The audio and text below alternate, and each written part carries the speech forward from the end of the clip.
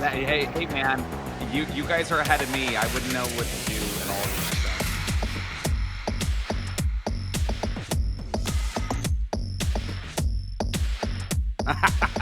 I didn't make out that.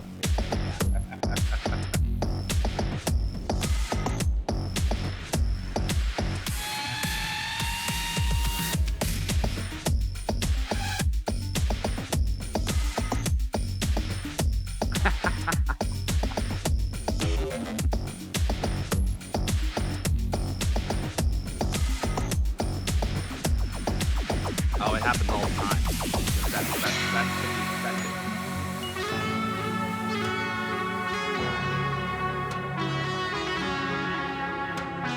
Oh, wow.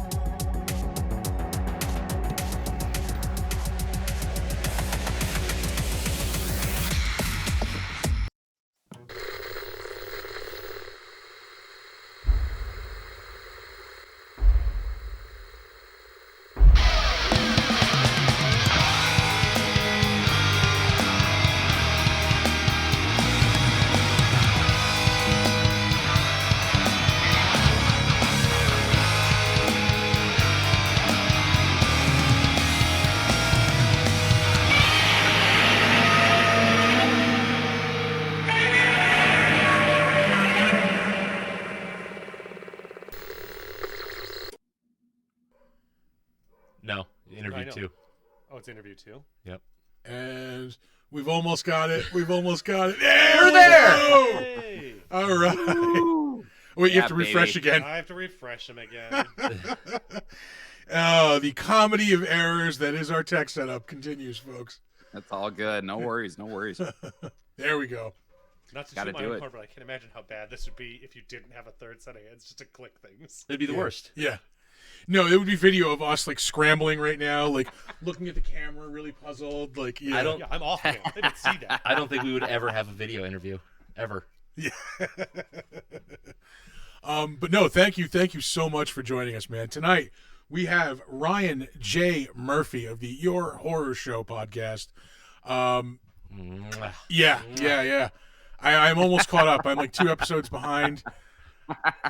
I'm digging it. I thank you so much, guys, for allowing me to be here. Chris, Nick, you guys' podcast I enjoy as well. I've listened to.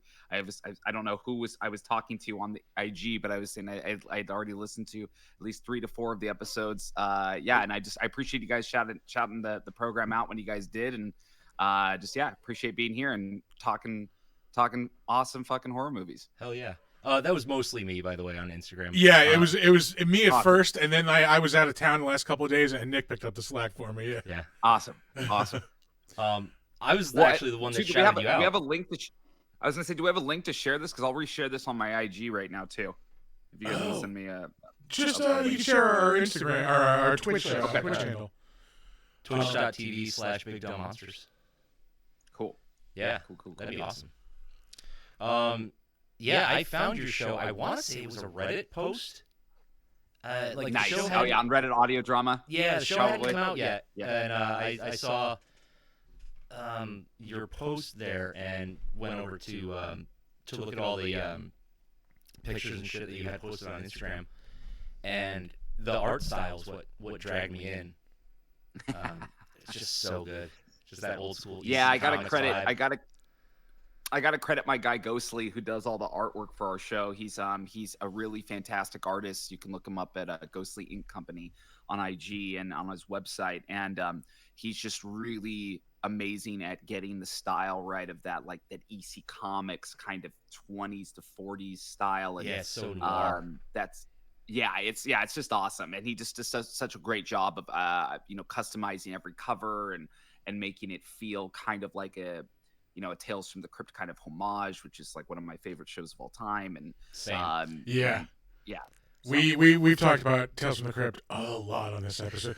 We keep we have this fictional Patreon that one day we're actually going to make real. it's going to be like the best Patreon ever with all these different shows. But the one we keep talking about is the Tales from the Crypt show. Like we could go down that rabbit hole for a long, long time. Yeah. Just Yeah, watch it's an funny, episode and man. talk It's about it. Oh yeah, 100%. I mean, I have the box set DVD set, which now feels like it's the. I mean, I think they're all on YouTube, but they're really poorest quality.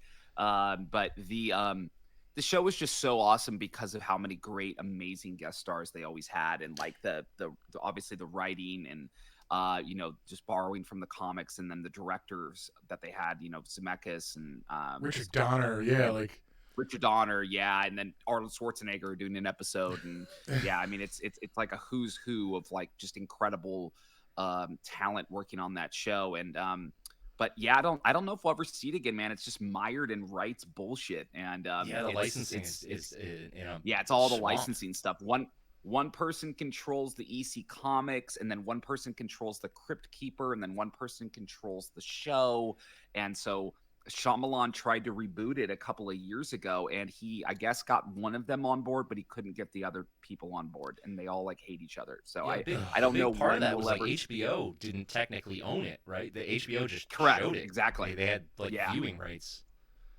Yeah, so it's a mess, and it sucks because I feel like if they rebooted it now and really did it the way the show was, it would be a smash hit again. Because I don't think we really.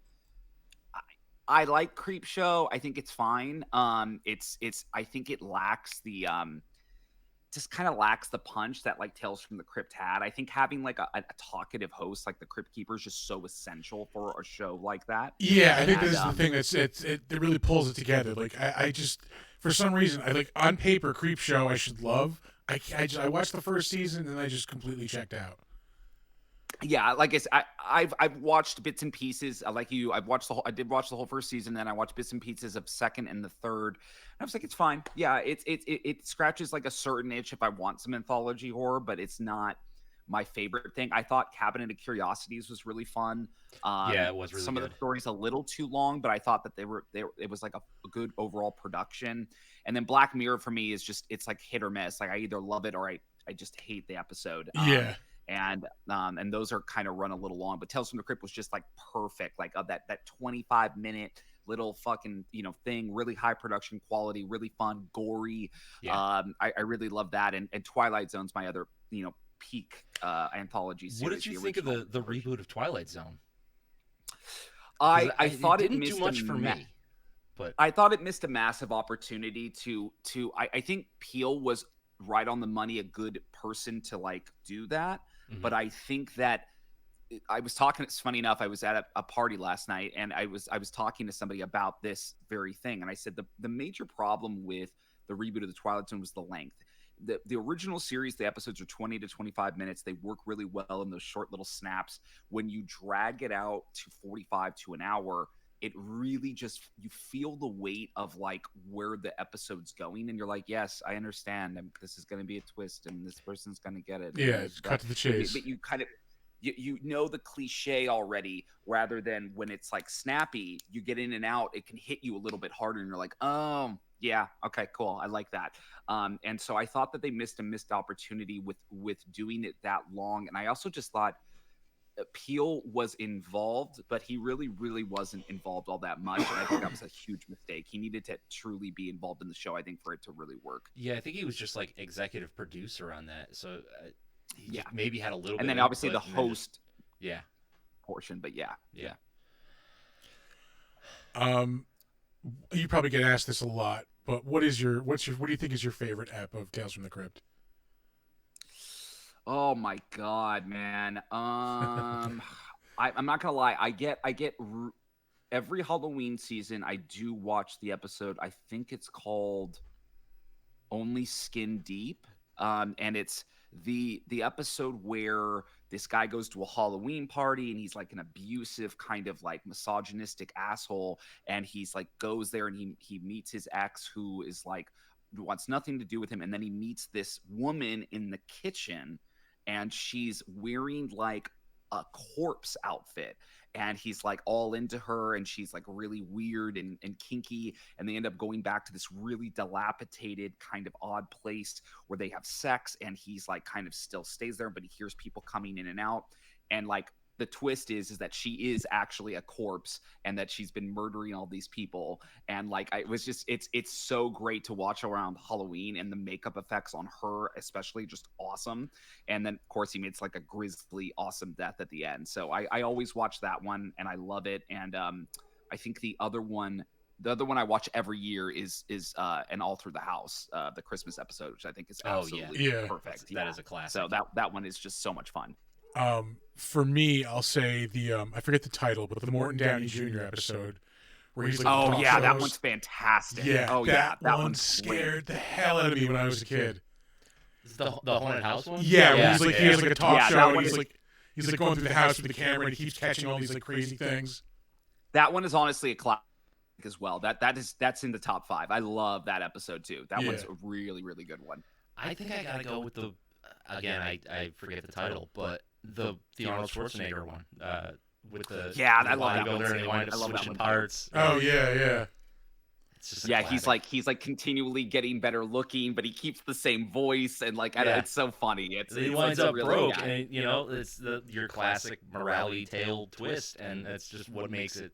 That's what made Tales from the Crypt so good, is that it wasn't just gore and shitty for the sake of it. Like it was trying to teach you a lesson at the same time. Yeah. Through the gore and the raunchy behavior.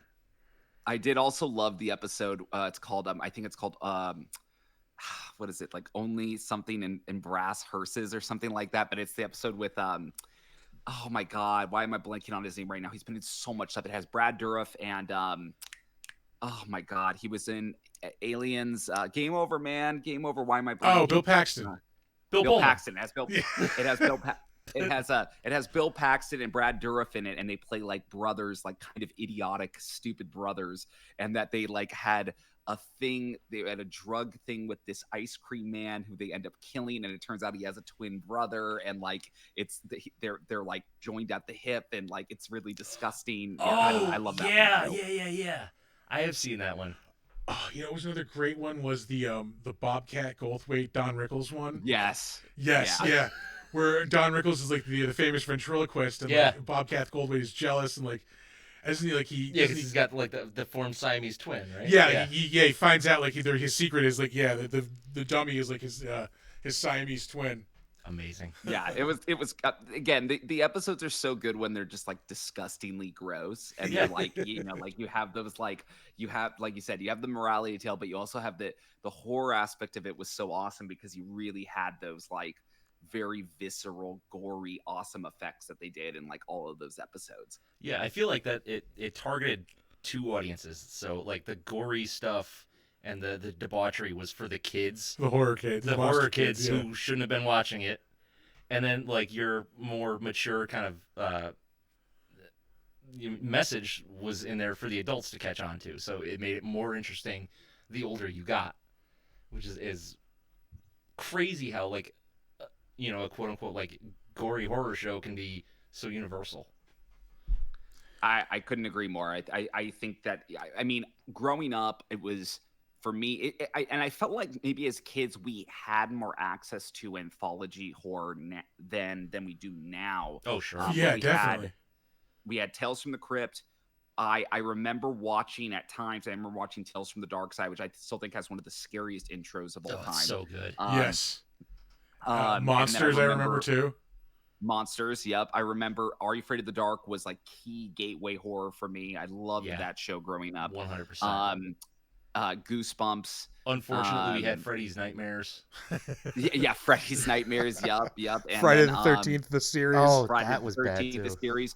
We also had the remake of The Outer Limits. We also Yes. had that as well. Yep. Yeah. And then I don't know if you guys remember Erie, Indiana, which ran for like 1 season. Yeah, it was on NBC. Yeah, I have seen Yeah. a few episodes of it, but I wasn't like I never knew it when it was live. You know what I mean?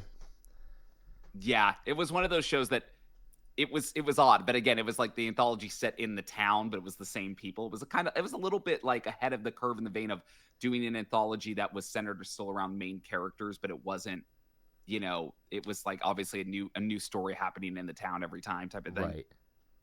I think going like way, way back, the thing that got me started on this kind of stuff was there's actually 2 shows, and it would have been In Search Of with Leonard Nimoy Yeah. Oh, that's good. Yep. and Unsolved Mysteries. Oh, Unsolved Mysteries was great. Yeah, I mean, It they still brought is. it back, right? Didn't they do a remake They of that? did. They and did. It's not as good because you don't have Robert Stack's voice scaring the absolute bejesus out of you. Yeah, his voice really did sell it. It really did. It really did. I feel like also the remake, if I remember correctly, because I think I watched it, the music didn't really affect it as much as the original, where it was like Yeah. a cool synthy, like Yeah. it's cool synthy theme Yep. that was in there. like that. Yeah. We'll get more into the podcast a little later. We'll get to when we get to the crapshoot. We actually did pick a movie for this episode. So we should probably talk about the movie a little bit. Actually, we didn't pick the movie, That's right. Yeah, Ryan picked the movie for this episode. which is funny because it was on our list. Like it was like Yeah. we were dead set on doing this. I think next week was the original. No, last week we Oh, were. that's right. It was last week. We had to switch up the schedule a little bit, but yeah, Yeah. perfect timing. Yeah, no, we picked Ryan picked Trick or Treat. We were talking about this before we started recording. This is the second time I've seen this movie. First for me. Yeah, Ryan. Nick said it's his first time seeing this movie. Wow, this is your first time First seeing the time. movie? Yeah. Oh my god, I I'm was so a virgin. excited. I am so excited. It is I'm not exaggerating. It is not only one of the best Halloween movies of all time. It is one of the best horror anthologies, like film anthologies of all time. I really do. I believe that. I think it's in the borderline top 3, for sure top 5. And it's so good. And I love the I'm way it was shocked filmed. we don't have a sequel to it yet. Yeah, I think they are working on it. it's been they're working on it for Yeah. a long time now. Yeah. Well, it was funny because I went to a screening of it at I live in Los Angeles, and so I went to a screening of it at what theater was it? I forgot. It was during Beyond Fest, and it was the main director, I'm blanking, director writer was there, and Michael Dougherty. people were asking him about it. What was that? Michael Dougherty. Michael Dougherty, yeah. He was there, super nice. Got a picture with him. Told him how much I love the film, and he was very appreciative towards everybody. And we were saying, people were asking when is there going to be a sequel, and he's like, "We'll see." Yeah, he's like, "I don't know." He's like, "This, it's been kind of trapped in development hell for a long time, and it's hard to get things greenlit." And he's like, "But it's screenings like these that hopefully show people that there's still an appetite to do another one." But I think he absolutely crushed this film, just crushed it. Yeah, it's funny how this movie is actually mainstream and cult at the same time. Yeah. Mhm. Like this is the most cult movie that you could possibly get. But at the same With time, a you major can walk audience. into Hot Topic or even like probably Walmart. Target. You can get Walmart Yeah. pop figures of Sam. Yeah. It's crazy. it has become like a horror icon, which is insane because it was a direct to DVD. It never got like a theatrical run, and yet it's everywhere. Yeah. And like as far as the quality, like it is really that good. Like we've been saying how good it is. Usually, like in an anthology, there's always like one or two like weak links in like one of the stories. Everything here like clicks, everything works, and it all flows together like really perfectly. Now, it's one of those perfect anthology films where what I love about it is that for me, the 2 rules of anthology have to be: you either need to have a host that connects the segments together in the world that you're playing in, or it needs to be like a town or a conceit, right? Like VHS does the idea that everything is VHS found footage, right? That's their conceit to tie all the anthology together. But with Trick or Treat, what I love about it so much is they use the town as like, oh, this is the setting, the backdrop, it's all on Halloween. But then Sam is kind of interwoven in all of the stories still, even if it's just very minor. And obviously he gets kind of his own story at the very end, and he's such a fun character that I think that they kind of did the thing perfectly of combining those 2 things in anthology and making it just work amazingly well. And then the amount of just incredible actors in this. I mean, it's just Yeah. filled to the brim with talent. The cast is really, really good. Even the people you don't know, their quality. Special effects, insanely good because it was Practical, like it was Greg Totopoulos. okay. And if you watch, like the Underworld movies, he's the guy that did all the werewolves and stuff. All right, yeah.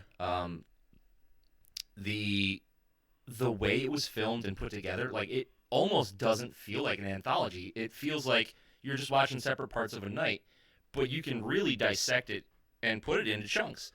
So there's this story, like you could separate all of this and watch 4 different short movies. Yeah. You'd be totally fine. But the way they interweave everything and it all connects at the end is just like classic filmmaking. Well, it's like you guys said too. It's like it still touches on morality with almost every one of the tales too. So it's there's still a morality aspect throwing through it with the bus driver and the kids, and then you have the bus driver at the end, and then you have the serial killer dad, and then you have the the girls and the what are they becoming? Like I don't know. It's all just it's classic anthology done in a very smart, fun way. And like you guys said, that the effects work is fantastic, the cast work is fantastic, and it's one of those films that like it never got a wide release. And again, that screening was completely sold out for Beyond Fest. Everybody knew it, and I think it's just really funny too. It's a fun movie, like in terms of it doesn't play it too serious. The gore is obviously serious, the kills are, but it's a fun movie as in, oh, this is funny. Like I love these characters doing this stuff. Yeah, I don't know. It's a blast. If you just look at it at the very surface level, which is totally fine to do too, it's tits and gore. Yeah, totally. And that it works on that level. You go a little deeper, you get good acting, good filmmaking, all this stuff, and it works there too. Like you can't really knock it for what it's doing because it knows that it's kind of a popcorn movie, right? Like it's not trying to be overly serious, and it's not a downer. It's not like a depressing horror movie. It's fun. It knows that it's fun. It's light. And you can just kind of enjoy the ride. Yeah. Which it's not all that often you get a horror movie that rides that line between like, yes, it's a little dark, it's a little serious, but it's mostly fun. And fun is where a lot of people lose it. They'll go like overboard and get super cheesy, and it's not. It's just right. Yeah, and I think again, I would argue it is one of the most perfect Halloween time viewing films. Like it is all about Halloween. The opening segment is all Halloween to the max. Yeah. And it's super fun, and then just the whole movie really just reeks of that spookiness. Like it's an every year watch for me.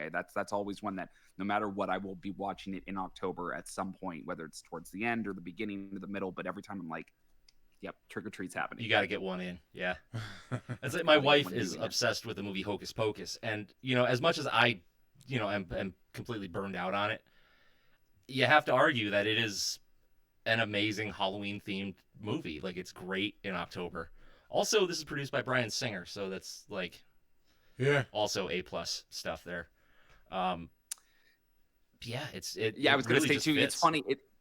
It's funny you mentioned that about Halloween viewings of just certain things. It's funny when we move into October as horror fans, I feel like we move into a different field of like we want to watch things that are really specific to this month. Like certain things we save all year. I save The Thing all year for this month. I save like Trick or Treat all year for this month. Like you said, Hocus Pocus is one that people are going to watch this month. They're going to watch. Halloween. I watch like all the black and white Universal films this month. Like it's all about the atmosphere, right? I want like that spookiness prevailing throughout my entire viewing experience. Yep. There are movies that I tend to watch more in October than any other time, which is exactly what you're saying. Like last night I sat down with my family and showed them The Thing, which that's fucking weird. Awesome. You just mentioned The Thing, Ryan. You just mentioned The Thing. I also watched The Thing today. Really? Yeah.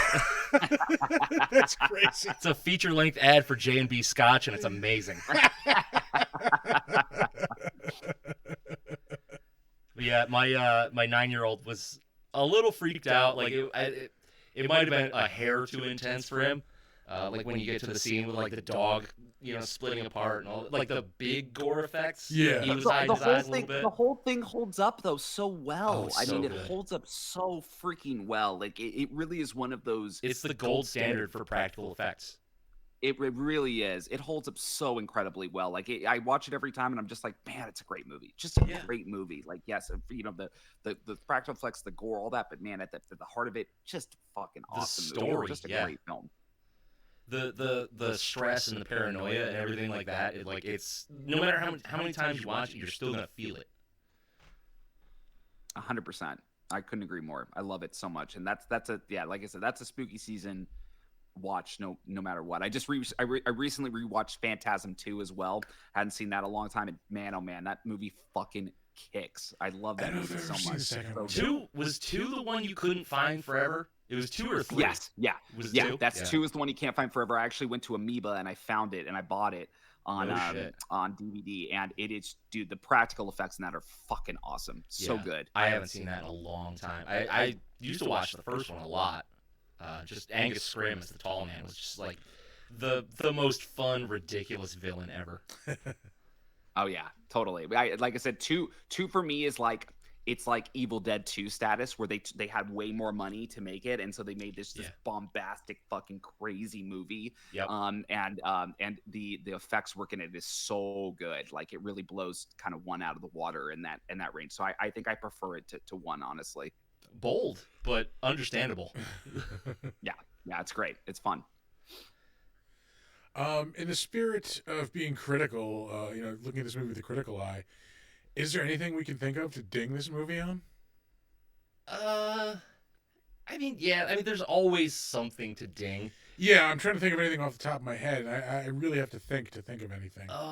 Yeah, I think the only thing for me, I think we get in this film, so we get werewolves in this movie, we get ghosts technically. They kind of throw a red herring with the vampire. We never really get a vampire in this film at all. I did like that though. Like you think you're getting a vampire, turns out just a serial killing principal. Yeah, just his thing, his arc is really fun. But yeah, I think that's my only critique would be, and obviously, here's the thing. I feel like this would happen if there was ever a sequel to this, is they would do new kind of monsters for the second one. Yeah. But that would be my only critique. I was like, I wish we got one more classic kind of monster in this. But I it's hard for me to fault anything, because I think the segments themselves are just so good. And Sam, like the last segment with Sam, you would say like, well, you could replace him, and I'm like, yeah, but like his character's so fun and sadistic. Like I don't think I want to. Yeah. You know what? I do have one gripe. And my gripe is I wish that the Brian Cox Sam segment was second to last. If they did that second to last, and then they did the werewolves as the final segment, I think it would have ended the movie a lot stronger. Okay. That's I can vibe with that. Because I can vibe with you that. get to the end of the werewolf segment, and it's got a finality to it. It's got It does wrap up the serial killer storyline. Like, yeah. It's the only thing hanging is what happened to, oh boy, what's his name, Mr. Krieg, Brian Cox's character. Yeah. Well, I do like that wraps up the puts a bow on the driver like mystery from the earlier on. True. Yeah. I think that I guess the problem is that they're both very, very strong, but the werewolf girls just, I don't know, because it had like the Marilyn Manson song playing in it, and it felt really. I mean, as far as set pieces, like final. that big, special effects of them all turning into werewolves. Yeah. That is kind of the finale. Yeah, I do see that point. Yeah. And the effects work again is really great in that segment. Like that's a great werewolf turning segment. Yeah, like, just peeling their skin off, like that's amazing. Like you really don't. Yeah, get... there's not a ton of and I was funny because I was thinking about that the other day too, because I was just thinking about werewolf films, because I was at this party and they were watching Wolfman last night, and I was just thinking about werewolves, and I was like, man, which Wolfman? We really are devoid of like great werewolf stuff like lately. It feels like we're just, again, there's Ginger Snaps, there's Dog Soldiers, there's this film, there's the Wolfman, there's American Werewolf in London, The Howling, Bad Moon, there's a couple more, but if you really look at the plethora of great like monsters, the werewolf is just way underused in Yeah, my mind. I agree. Could What not was the agree last more. like, good one that we got? The last good one. Art agrees. Yeah. Yeah, we have a resident werewolf expert over here as our producer. Our producer. Yeah. Art, what was the last great werewolf movie? Oh Jesus. Yeah. Yeah, right? Yeah. Great, like things that I Well, would like- write home about, you know. You know, one that you were like, yeah, this is a great werewolf movie. Like, not a clumsy reboot or So just like a Wilson partial. pointed I was out, gonna Werewolf say by the Night, I was gonna that say the miniseries. Wolfman came out obviously with Del Toro, but that I did not. It was so stodgy. That entire and the werewolf effects were so bad in it. Yeah. Yeah. No, I will agree. Werewolf by Night I thought was awesome. That was Yeah. really, really awesome. Like it just really captured that retro vibe. Like you get the retro looking wolf. I still haven't watched it. Oh, dude. I know. I'm terrible. It's the perfect time. I would recommend the black and white version over the color version. Oh, hell yeah. Yeah. I would agree. I Yeah. saw that. I saw Werewolf by Night at Beyond Fest as well, and Giacchino was there talking about it, and the black and white version is killer. I actually really love that. I honestly, I wish Marvel did more of those one-offs than series. Like just do those one-offs. Those Yeah. one-offs were so like do an hour, do something fun like that. Just throw it away. It doesn't have any ties to the larger universe, and it was fun. So We need more bold choices with horror movies. We need a movie in black and white. We need we don't need any more elevated horror because that's getting really old and tired. So like, you know, Ari Aster needs to just kind of put it away for a minute. After Bo is afraid, like yeah, we're good for a are little you while, guys man. saying that you don't want any more horror films about trauma? Are you guys saying that? Yeah, I don't need any more trauma or naked old people. I've reached my limit. I'm kind of done with allegory at this point. I'm good. It was a good raw visceral like monster movie. Yeah. What we don't really get anymore is just like suspense and being stressed out and watching a movie. And I'm trying to think of the last one that really worked like that. Last That's Voyage what of you Demeter, hear. yeah. I thought that movie was unfairly shit on this year when it came Absolutely. out. Yeah, that's that. I mean, it's funny. I'm thinking about this year and last year. I mean, Cobwebs, kind of. I feel haven't like that seen was it yet. kind I of- heard it's really good. Yeah, see that's kind of. I feel like that's more in the vein of what I would like.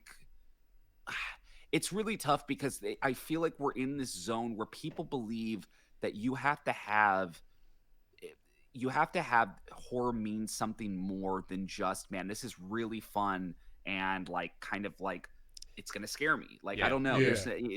There's just times where I'm like, I don't know if we need anything else. Like I'm not sure. Like don't get me wrong, I love Get Out. I love Hereditary. I like Hereditary so much more than Midsommar. But there's I some agree. films I don't like I either one. yeah, but there's some of those films that I like, but I'm like, why does everything need to be a comment on trauma at this point? I just don't understand. Yeah. Like, why does it have to be? Why can't this be? Hey, this is fun. This Yeah. there's a fucking monster. And yes, Get back to basics. Like Yeah, like that's why The Void worked so well for me, because it was, I mean, you take kind of the golden formula that The Thing had, make it a little more modern, get rid of some of the paranoia because you don't really need it in that movie, and then just ramp up the monster stuff. Like it worked. It worked so well. yeah. Like- The Void has some insanely good practical effects as well. I mean, like Oh, that yeah. has some really great kind of cosmic, weird practical effects that I thought worked really, really good in that film. I thought, and honestly, I mean, even though Mandy was a very slow burn, I thought Mandy was a great, like, kind of horror movie, though, about, like, yes, it is obviously something traumatic happens to him, but it's very, I love the shooting of it in the vein of, it felt still like pulpy, noirish, culty, like kind of like from 70s, movie 80s. It was type also stuff. psychotic. yeah, it made me feel Psychotic. I so mean, when uncomfortable. the last half hour of that 40 minutes are just insane. Yeah. Well, I mean, that you can kind of trace some of the roots of like that all the way back to movies like I Spit on Your Grave and Last House on the Left, where it's all like there was a category called rape exploitation, which was like the most traumatic thing that you could do, and then add a revenge story with grisly special effects to it, and then you had a grindhouse cinema movie. You don't really get Grindhouse anymore. Oh, I know. I went and saw it was whatever the anniversary of Grindhouse at the New Bev. And they had the Death Proof car outside, Oh, which really? was so Nice. freaking cool. And I mean that film just rocks, dude. I mean, I remember seeing Grindhouse in the theater and seeing all the trailers that they had Same. for it. It That, was was, so that much was an fun. awesome That was- experience. That was so much fun. And again, it's like I would love more of those things back for Well, us as horror fans, because I feel Thanksgiving like that's like is going to be a thing. Was it? Is it? yeah, Thanksgiving? we'll Yeah. see if that's The Eli good Roth or one, yeah. not. Yeah, the Eli Roth one. Yeah, I'll be curious to see if that's good or not. So It probably won't be, but it should be at least entertaining. You know, like Hostel. Was it a great movie? No. Was it entertaining? Yeah. Absolutely. I mean, if you're a gore hound, you know, if you're more of a civilized kind of person, then it's definitely not up your alley. But I've always loved, you know, like let's take it to the extreme. Let's see how far we can push it, and all that kind of stuff. yeah. And I was reading the chat here, and I saw Frank Welker, Wonder Hour, said the werewolf bit in Waxwork was good, and I forgot about Waxwork. Waxwork is underrated and fucking great. I don't know that I've seen one. Yeah, same here. I've never seen it. So much fun. Yeah, it's they go into this this wax museum that has all these weird little like kind of like portraits of various scenes, and so one of them goes into like a Dracula world, and one of them goes into like a werewolf. It's really fun. Yeah, Oh, it's, nice. it's Yeah, I it's gotta definitely watch worth it. that. I think it's I Horror want to say Super Mario early 64? 80s, early to mid 80s. All right, I think we can throw some ratings on this. All right. Yeah, we'll get back to the movie we were originally talking about. Trick or Treat. All right, I'll start. If I have to rate this Yeah, as a first time viewer. as a first time view, I had so much fun watching this thing. This is like it's like an 8.5 because it knows exactly what it is and it achieves it so well. Like it's not trying to be something it's not. It knows exactly what it's going for, and it executes perfectly. Like I said, I would switch a couple of segments around, but other than that, it's fine. Yeah, I'm gonna go high as well on this one. Again, this is my second time watching this. I like remembered things, but I forgot a lot of important things, and even on my second viewing was like surprised by things. Like, you know, I still enjoyed the whole thing start to finish. I am going like 9 on this because like it's super fun. The effects are top notch, and Yeah. this is the thing we talk about a lot. Where like, it uses CG is just to enhance. It's Yeah. not the main focus. yeah, it's how CGI should be used. We talk about like the party movie a lot. Like, can you watch Yeah. this with a lot of people? Like, and it's usually like a shitty movie that you can watch with a lot of people. Yeah, you roast it. Yeah. Yeah, but this is a rare, like, no, this is an awesome movie, and you can watch it with a lot of people, like at a party, Yep. and still enjoy it. So yeah, I'm standing by that 9. Yeah, I mean, I will not lie. I would consider this a 9.5 or a 10 for me. I mean, I think this is a slam just out of the park. One of the great Halloween films of all time. If we're basing our ratings too on just anthology films as well, it has to be high. There's just no other way sure. about it. It's one of the great anthology horror films of all time. It ranks right up there with Creepshow. It ranks right up there with the best of them. And the fact too that just the way that every segment, like you said, is just strong. There's not a point where I'm like, this segment sucks, I'm going to skip it. I'm like, no, Yeah. I like the whole thing. The acting's fantastic. You've got everything you want. It's fun. And like you guys said, you can put this on at a party. Everyone will be like, oh yeah, I love this scene. This scene's super fun. And it really walks that delicate balance of, like you guys said, taking itself just seriously enough to have good scares, but not so serious that you can't laugh along with it as it's Right. having fun with its own segments, which I think is what you need for anthology films like this. Yeah, it's like we're watching it right now, and we're getting to the part where, you know, the dad is gonna cut the jack-o'-lantern with the sun, and it's Thurman Merman's head down here. You know? From Bad Santa, yeah. And you're not sure if he's gonna kill the kid. Yeah, or- you think like, oh, he just killed his kid because he hates him. No, he's turning him into a serial killer too. Well, and I love that. I just love that whole scene where he's outside and he's like, "Okay, I'll be in a second," and he's like Yeah, he's killing stomping the kid out. Yeah. Yeah, it's so funny. I mean, like, it's such awesome dark humor, and then having the guy outside, like, "What the hell are you doing out there?" You know, like, like yelling at him before we go to his segment later on. It's great. Yeah, it's like it's a different kind of black humor. Like this is legitimately funny at times.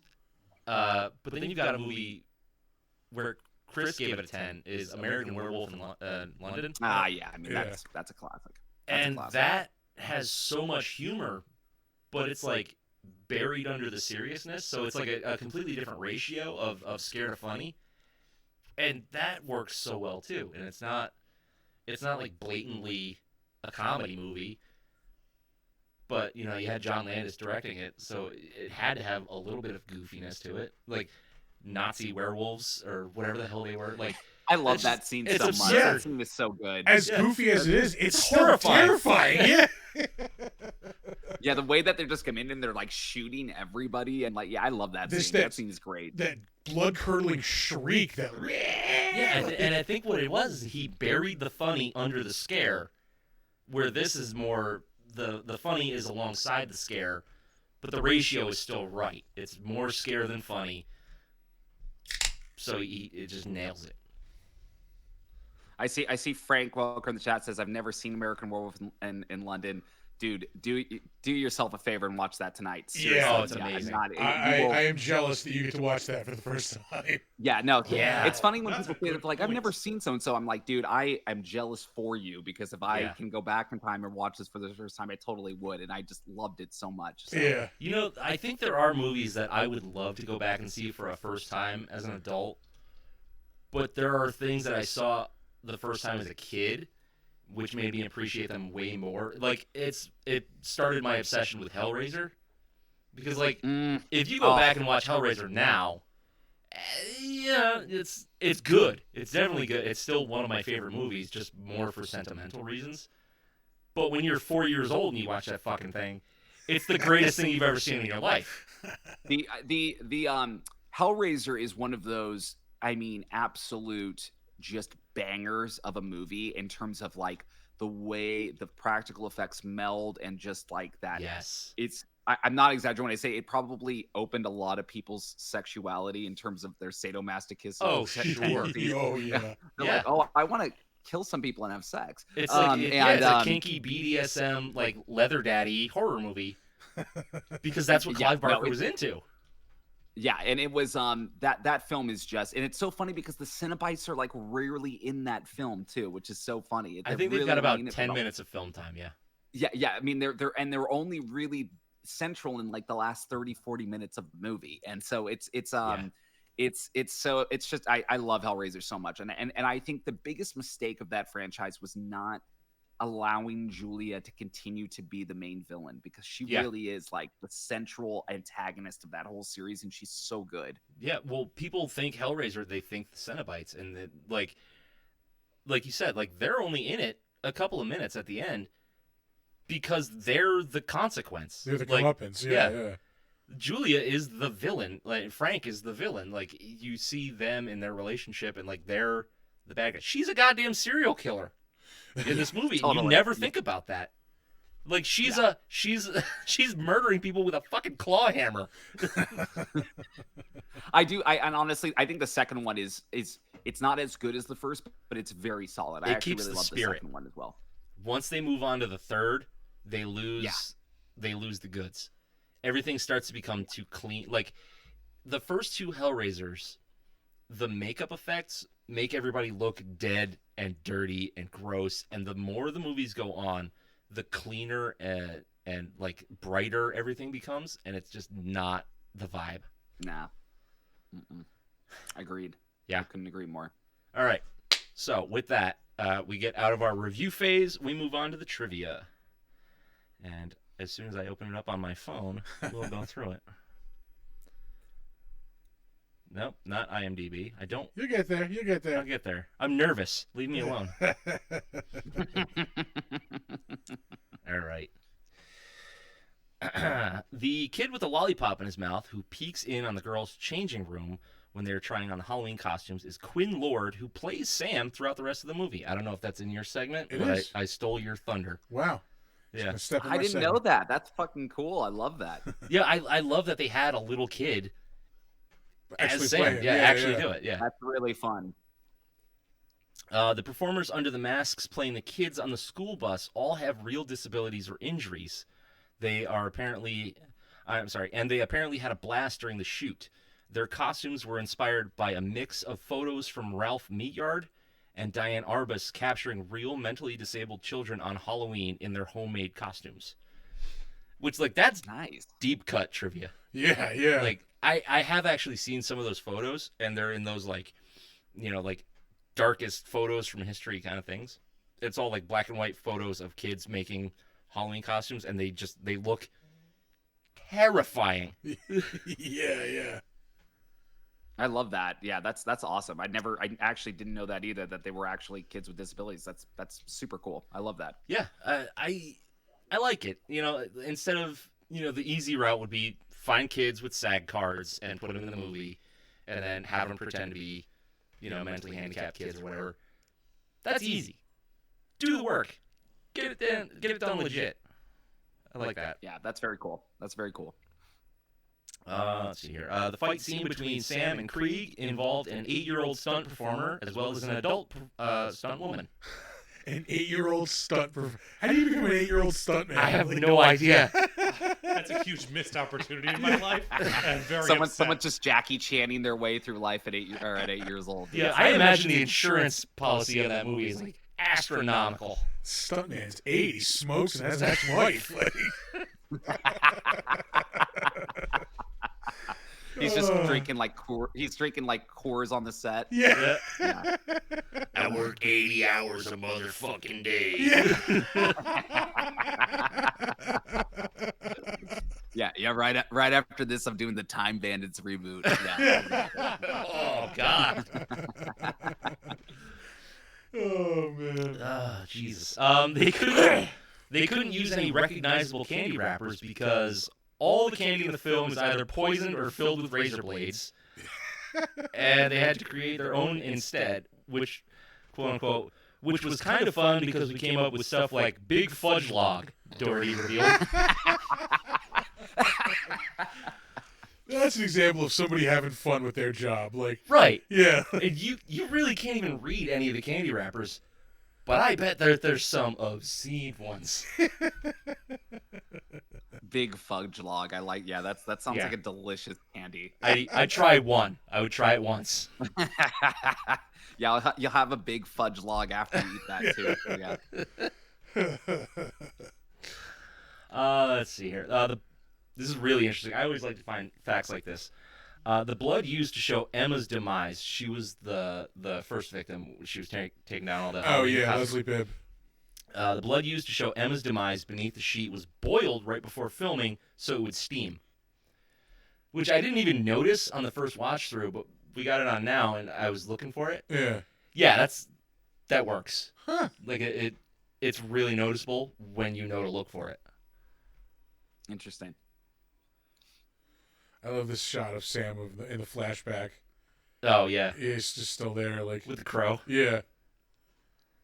Yeah, the scene was shot well too. Like all of it was shot well. Like, but it's so scenic, and it's got that amber color to everything. Yeah. So good. There is a voice cameo from James Marsden on the TV talking about the history of Halloween candy. Oh, all right. Was that in your segment? it wasn't. Okay. Ah, gotcha. Okay. I know. I remember hearing that.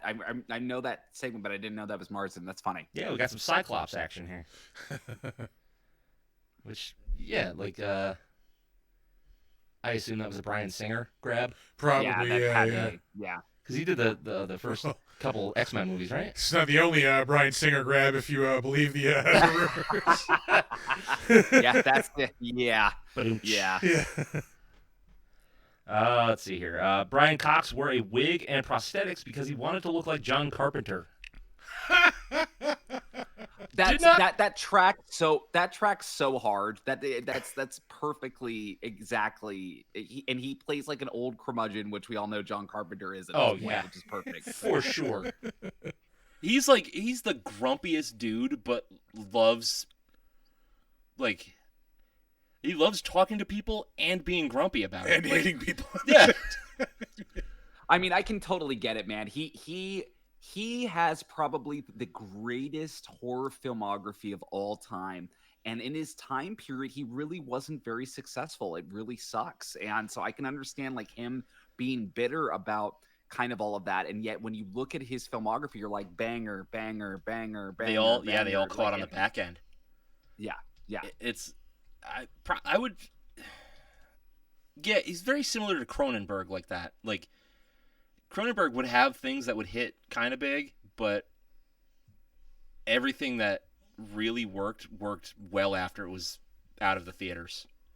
You know, like, I can't imagine Videodrome was really drawn in the box office. It's like I mean, The Fly is one of the greatest remakes of all time, but even then, I mean, it did well, but it wasn't like some like just smashing box office success. But Yeah, now, it did well enough to get a sequel. Think about The Thing that got shit on when it came out. Yeah, it did. Yeah. Completely shit on. Yeah. Which is insane. Like, insane to think about. I don't think Halloween got great reviews either. Like, I think it was. It did get good reviews, but it made so much money. So, it was that was the key there. It what made they call a like ton of money. critical failure. I mean, I was going to say, look at Christine. Look at I mean, God. I mean, even in the '90s, you had In the Mouth of Madness. Oh, that movie is like, I mean, perfect. That is a it perfect was horror like movie. just a home run. So yeah, I mean, again, he you know, and in the later years, his films kind of fell off because I look at, you know, what's it called? What is Mars? Ghosts of Mars. Ghosts of Mars was just so bleh. Yeah, that's a perfect and word the later for it. ones were so mad, but man, he had that string. I mean, you have Prince of Darkness, Christine. I mean, even The Fog. I mean, all of those they're great. Yeah, he's just a staple. Like, he's on the Mount Rushmore of horror directors. He has to be, right? Like I can get the bitterness. I can get it. Yeah. All right, let's move on here. We got 3 more here. Every single death in the movie occurs off camera. The deaths are either obstructed by something or the camera cuts away right before the character dies. This is a rare feat for a horror film. Huh. Donner agrees. Yeah, Donner's total in agreement. Hey, buddy. Thank you, pal. I like in the chat, by the way, that someone's like E.T. sucked ass, and I'm like, yeah, kind of did. First, Frank Welker Wonder, I was pointing out that E.T. is what people wanted back then, and I said, no. Yeah. That's when River 12, whom I don't recognize. Donner! You're being a butt. You get one final one in. Yeah. I never liked E.T. Like, it would be on when I was a kid. I mean, I saw it in the theater when I was a kid. Like, it was cool then when I was like 4. It was like a cultural phenomenon, right? Yeah. Like, but like trying to watch it now is like fucking. It's bad. Yeah, it's a labor, man. Yeah. I don't know. I don't love Spielberg the way a lot of people do. I get it. Like, he's awesome. He's got some all-time classics. Yeah. But not all of them. Fucking what's the AI? Oh Christ! Yeah, I'm good there. Yeah, I mean that's hard to. I mean, look, you got one of the great monster movies in Jaws. You've got him helping extensively with Poltergeist, which is one of the great, you know, ghost movies of all time. And you know, in the horror sphere, he just hasn't really done as much. I mean, in Jurassic Park 1 is a bona fide classic. Yeah. Oh yeah, 100%. But it's all the in-between stuff that's just like middling. Let's see here. The candy bar that Sam uses to attack the old man is the same candy bar he got from the principal earlier in the movie. The principal put razor blades in the chocolate bars he handed out. Which is why the man was cut with a candy bar. I like that that's a nod to Pet Sematary. I knew that one. That one's just a great callback. Yeah, he slashes the back of his ankle. Like, oh god, they grossed me out in Pet Sematary. Yeah, it's even grosser somehow in this movie. I think what kind of like the worst one of those was in Hostel, where he cuts it and then you see him try to walk on it real quick, and then it separates. Oh God. Yeah. Yeah. Oh boy, that's nasty. Yeah, it was almost as bad as watching Aaron Rodgers do it almost for real. Yeah. I Like still can't replays watch the in. Joe Theismann video. Who took him out? What's that? Who took Joe Theismann out? Oh, Lawrence Taylor. Lawrence Taylor. Yeah, LT. Yeah. I mean, that's Linebacker. almost as bad as the Nick Chubb thing this season. Oh my God, that was brutal too. Yeah. Yeah, watching somebody's foot spin around the wrong way is always just so Yeah, entertaining. no. I love it, and they show it in slow motion and repeat, like they did with Dak Prescott last year. Love it. Let's watch this over and over again. All right, we are on to our final IMDb trivia fact here. All the werewolves in this film were created by Totopoulos Studios, the same studio that brought you Lycans in the Underworld trilogy, which I am repeating because I said that earlier. So, Wow. Since I'm not on camera, What's your I'll let guys' you know I'm rubbing What's your my nipple. guys' status on Underworld? Because I think the first film is definitely passable. I think the rest of them are not great. it's diminishing returns. The further you go in, the less you like it. Yeah, I agree. It's been so long since I've seen the first one of those movies, and like at the time, I just remember being like, Yeah. yeah. It's, it's got that vibe of Blade and The Matrix and all that, the flashy, like, fucking Resident Evil-y kind of stuff, and then just apply it to a horror movie, Yeah. which the first one works because it's pretty unique, but it's only going to carry you so far. Yeah, it was. I remember watching that in the theaters and be like, "Oh, this is fun. It's got kind of an action thing," but it just the scares weren't there. And then again, the werewolfness of those monsters, it just when we got into CGI werewolves, it really just diminishes what these things are and like kind of like wanting to experience it because they just don't look real. And you're like, if it's not real, I don't give a shit. So Funny enough, those are actual practical effects werewolves. really, In the for first one, in or the for first all one, of they them? are. Okay. I Okay, can't, that's what I I can't thought. tell you about the Okay. second one. Yeah, that's what I thought. In the first one, I think that they look passable, and then after that, it gets Yeah. rough. So Yeah, I didn't love their transformation. It just there are certain werewolf transformation scenes that are iconic. I mean, obviously, American Werewolf in London Yeah. is the watermark. It's the gold standard. Yeah. I would argue the Howling is right there, though. I Howling hate is the right Howling. Yeah. there. Oh, see, I think like it's right you. there. I don't know. I don't know what it is about it. Like, Yeah, I don't know I if just- it's. I watched it when I was like older. I don't have like the nostalgia factor. I don't like that movie. Like I as much love the transformation scene in this. I love watching Yeah, them this- and Trick or deliberately Treat, it's rip great. their skin off and just Yeah, I love that too. I yeah. told you before, I like the bursting out werewolves. Yeah. Yeah, instead of the slow, like, I'm just going to turn into one. Yeah. Yeah. Sloughing skin adds Yeah, to the like gore ripping element. skin off. Like Yeah. yeah. Yeah, I guess the grislier transformations just do it for me. Again, As they should for a watching werewolf Hellraiser at 4 years old to do that for a person. But yeah, I mean, in terms of just making it look painful and realistic, like American Werewolf, like to this day has not been beat, man. Like No. yeah. Yeah, when he's like on the ground and his like his legs are like breaking out, like, and it's like Yeah. his whole body's Yeah, like the bones cracking and contorting, stuff. Like oh. Yeah, it's it's Frank awesome. Welker It's said no awesome. spoilers to the movie that came out in, like 1985. One? Really? I thought it was- Sorry, we spoiled that somebody turns into a werewolf in American Werewolf in London. yeah, Yeah. the most infamously amazing transformation scene. Yeah, 81. I don't know why. Was it anyone? You were right. Ah, I was right. I What love was that. I've been drinking. I don't know. Oh, hey, we're on to the next segment, aren't Yeah, we are on to Better Known As, where we I know you. play some music. I know you. I knew you. I knew we? Step on the clips. I didn't know if we were using the stingers. you. You know what? I don't know. They It's probably fine. can't hear him. I had to turn that mic down anyway. You guys were echoey. I got feedback. Yeah, we'll move on next to the better known as segment. We will start off, of course, with director Michael Dougherty. He is probably, most well known for probably this movie, or of course Godzilla, King of the Monsters. Fucking Krampus. Yep.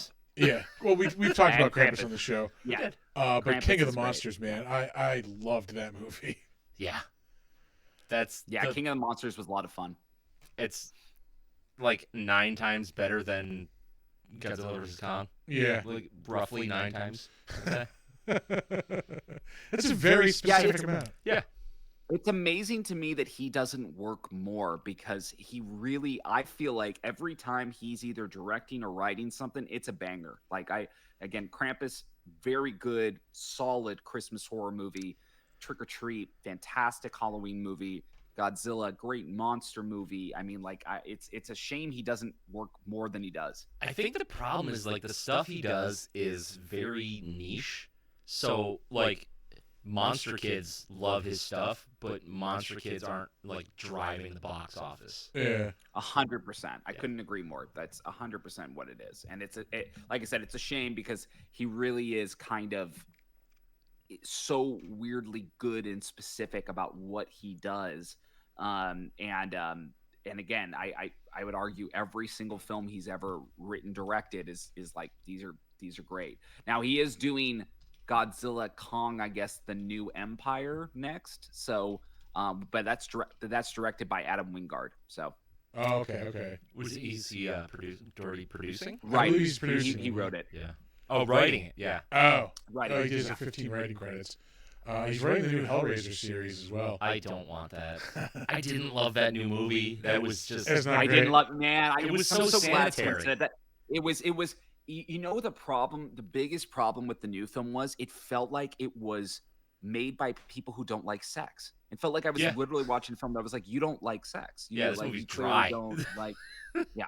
No, it was. I felt like I was watching a Hellraiser movie made by Puritans. It was weird. Yeah.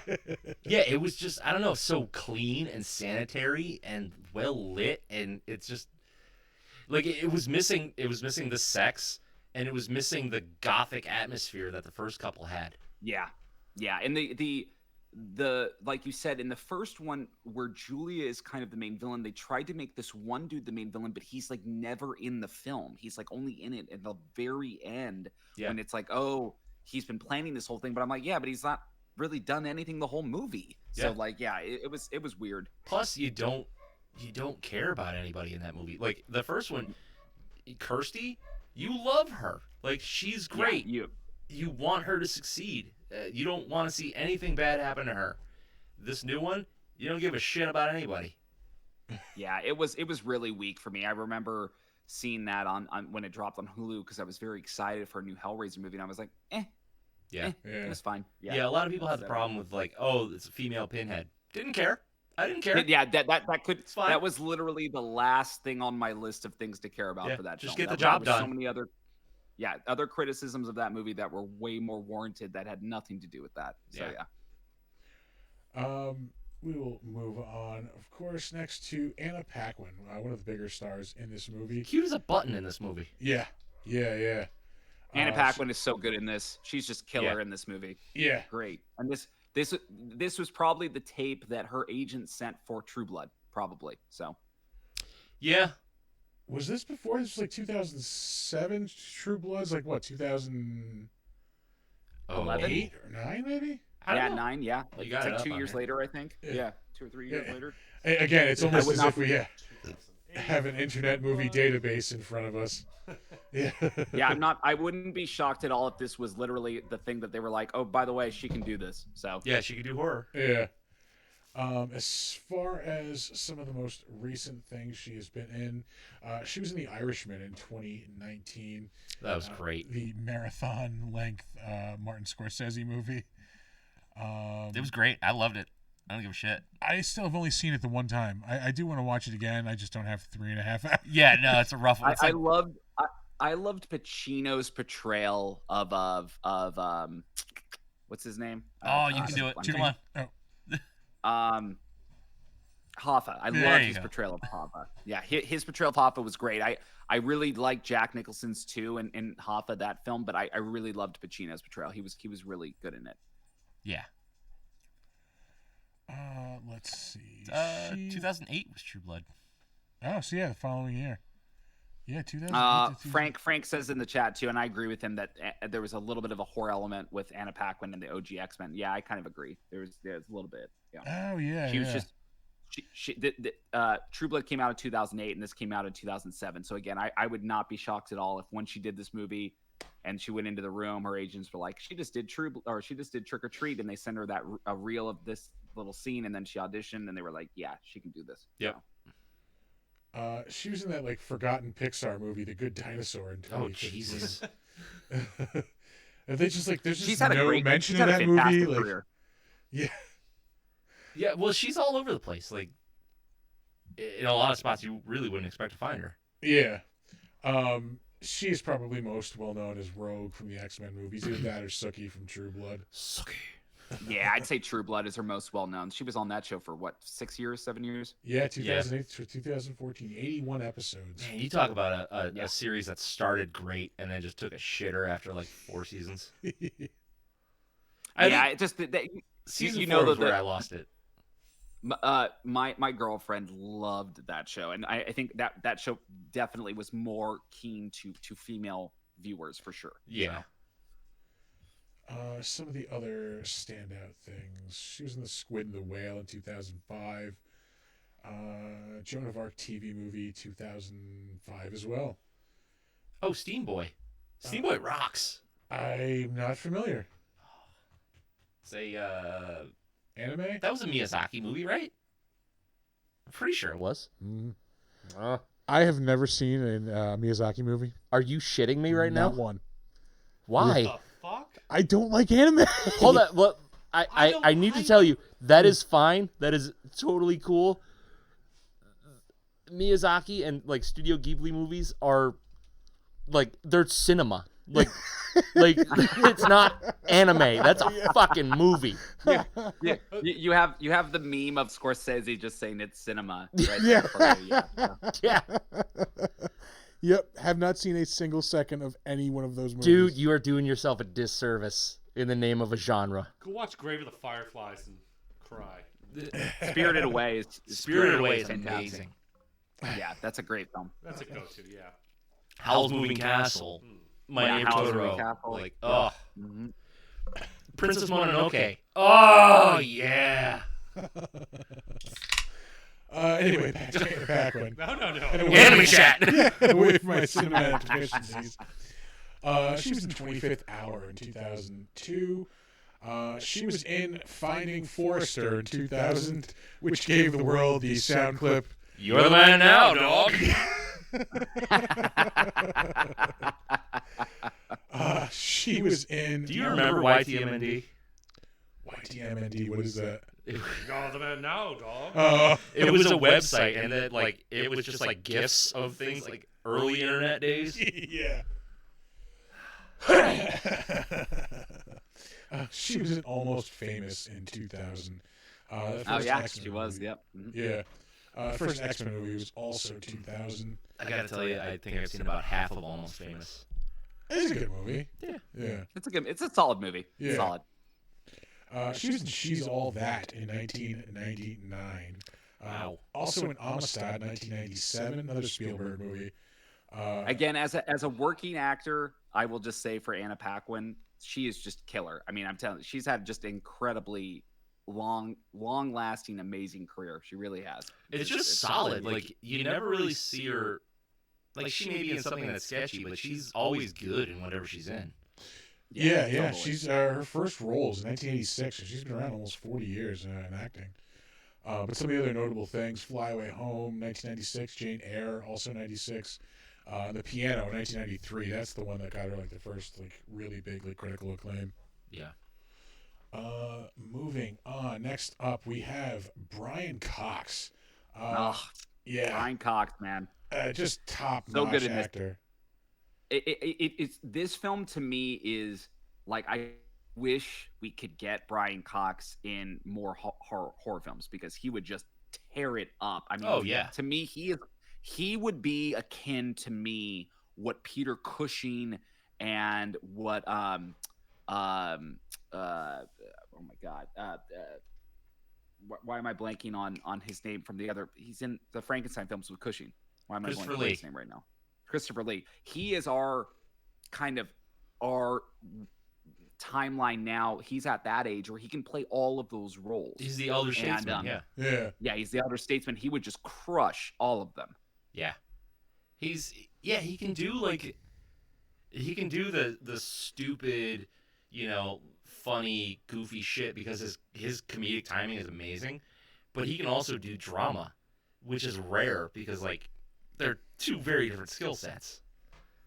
Yeah, Frank in the chat was saying that he got to see him do Death of a Salesman at the Omens, and I'm like, oh yeah, he would absolutely just destroy that, just destroy it. And again, I think he more than anyone in Trick or Treat, I think gives the film a little bit of a legitimate boost in terms of oh, Brian Cox is in this movie. Okay, I'm going to take this movie a little bit more seriously than I would any other kind of ho-hum regular thing. And we saw that kind of throughout history where the original Tales from the Crypt film that was made by Amicus had some kind of a couple of names in there that kind of gave it a little bit more legitimacy. And I feel like, again, when you do anthology films, since you have the segmented approach, you do have to get at least one legitimate type of star in there. And then this film has not only Cox, but it has Paquin. But I think Cox really elevates it because of the last segment and his work in it.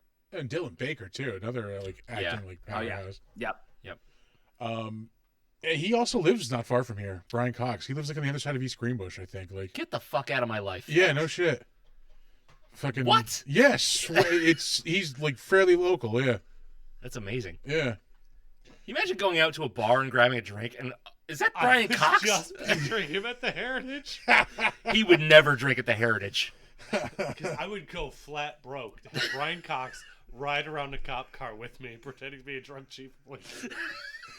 The Heritage is the dive bar down the street from our studio where we pretty much hang out after every recording. And yeah, Brian Cox and Hank the bouncer having a conversation. Oh, I want to see that. Top notch. That would be top notch. Oh man! So hit me with some of these Brian Cox IMDb highlights. Yeah, let's. We'll hit him with those cocks. Hit me with that cock. Yeah, Cox. Who doesn't love Cox? Yeah.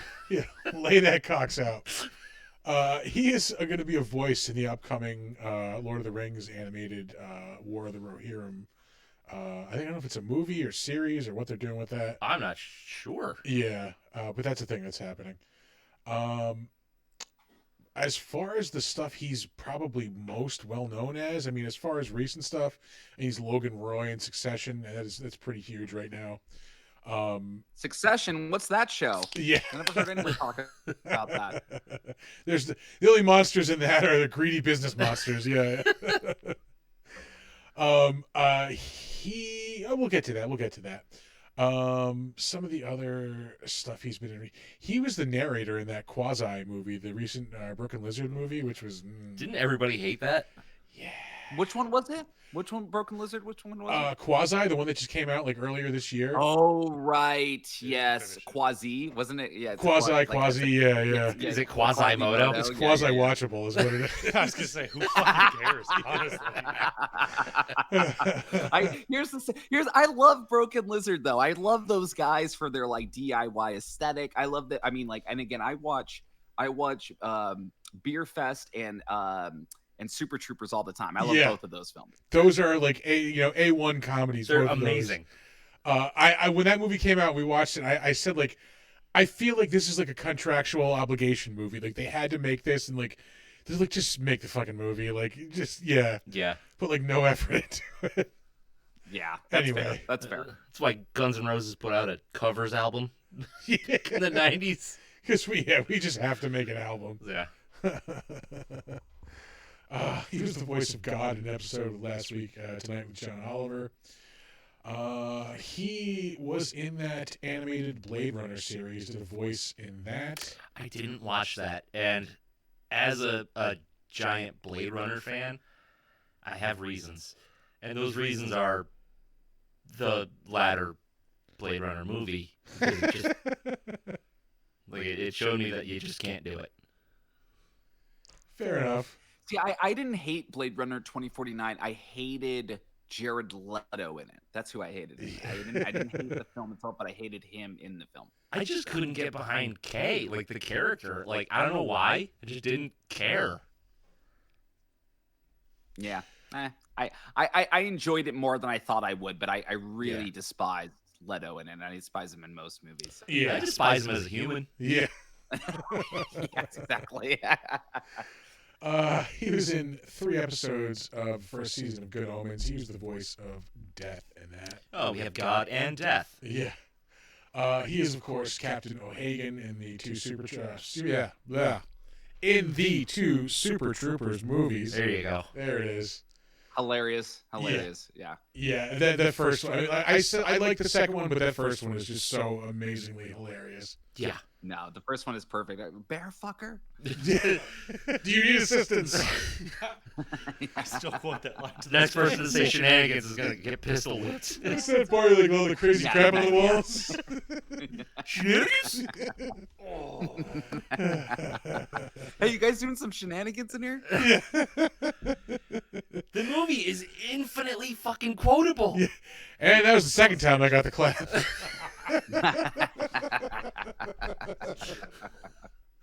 Yeah, I haven't watched it in a while. I said I'll take a large farva. Yeah, I don't want a goddamn large Fargo. 20 ounces. Yeah. What a lead. 20 liter. Give me a liter of cola. Yeah, give me a liter of cola. Liter. It's French for break loose fucking lips. Yeah. Who wants a mustache ride? I do. I do. That's my car. It's my girl. Yeah. Oh man. Do that for an hour and a half. Yeah, I can just reenact the whole movie. I know. I was about to say. I was like, that's like my personality for 1 year, pretty much. That was. Oh yeah. Yeah. Oh, he thinks I'm a Mexican. Yeah. It's brown magic. Oh, you skipped over the autopsy of Jane Doe. Nimbly bimbly. Did I? Yeah. Oh, I did. Yeah. I apologize. Yeah. Yeah, he was in the autopsy of Jane Doe, which is an awesome, so awesome good movie. Yeah. God, that movie rocks. Actually, that movie you know what? rocks so hard. That was probably the last like unsettling, vibey movie I've seen in a while. Yeah. We gotta get that That's one. honestly. It's funny, guys. Me and my girl are thinking about watching stuff tonight. I may put on that one tonight. I haven't watched that one in a minute, and that one rocks. I was just about to say we need to put that on the list. Yeah. Yeah. He was in 2 episodes of the Penny Dreadful TV series, which I never saw, but I'm interested. I back the idea. Yeah. But Yeah. the I'm gonna execution say this was a little about shaky. I'm gonna say this about Penny Dreadful. First 2 seasons are fucking incredible. I mean, oh Agreed. my god, are they good? Agreed. The 3rd season gets truncated because they got an early exit order, and so they had to like effectively make everything work at the very end. But the first 2 are undeniably fucking great, and Josh Hartnett is amazing, and Ava Green is killer. It's a really good show. Yeah. If I have one criticism of that show is that there is, bear with me here, too much sex. And it's a lot. I just the thing for me is it nails that old school Universal horror aesthetic though, of like the fog and the London streets and like that whole like vibe. It's great. Yeah. Yeah, and it's got just enough of the like kind of visceral stuff to bring in that hammer element. So it's like a really good marriage of the two. Again, the first 2 seasons, they're killer. It sucks that they had to end it the way they did, but the werewolf stuff, I mean, God, they have Dr. Jekyll, Mr. Hyde in it. They've got fucking Frankenstein. Dorian Gray. Frankenstein. It's That's fun. right. Dorian It's Gray really was fun. in there. Yeah. Yeah, Dorian Gray was in it. Yeah, it's fun. Yeah, I need to watch that show.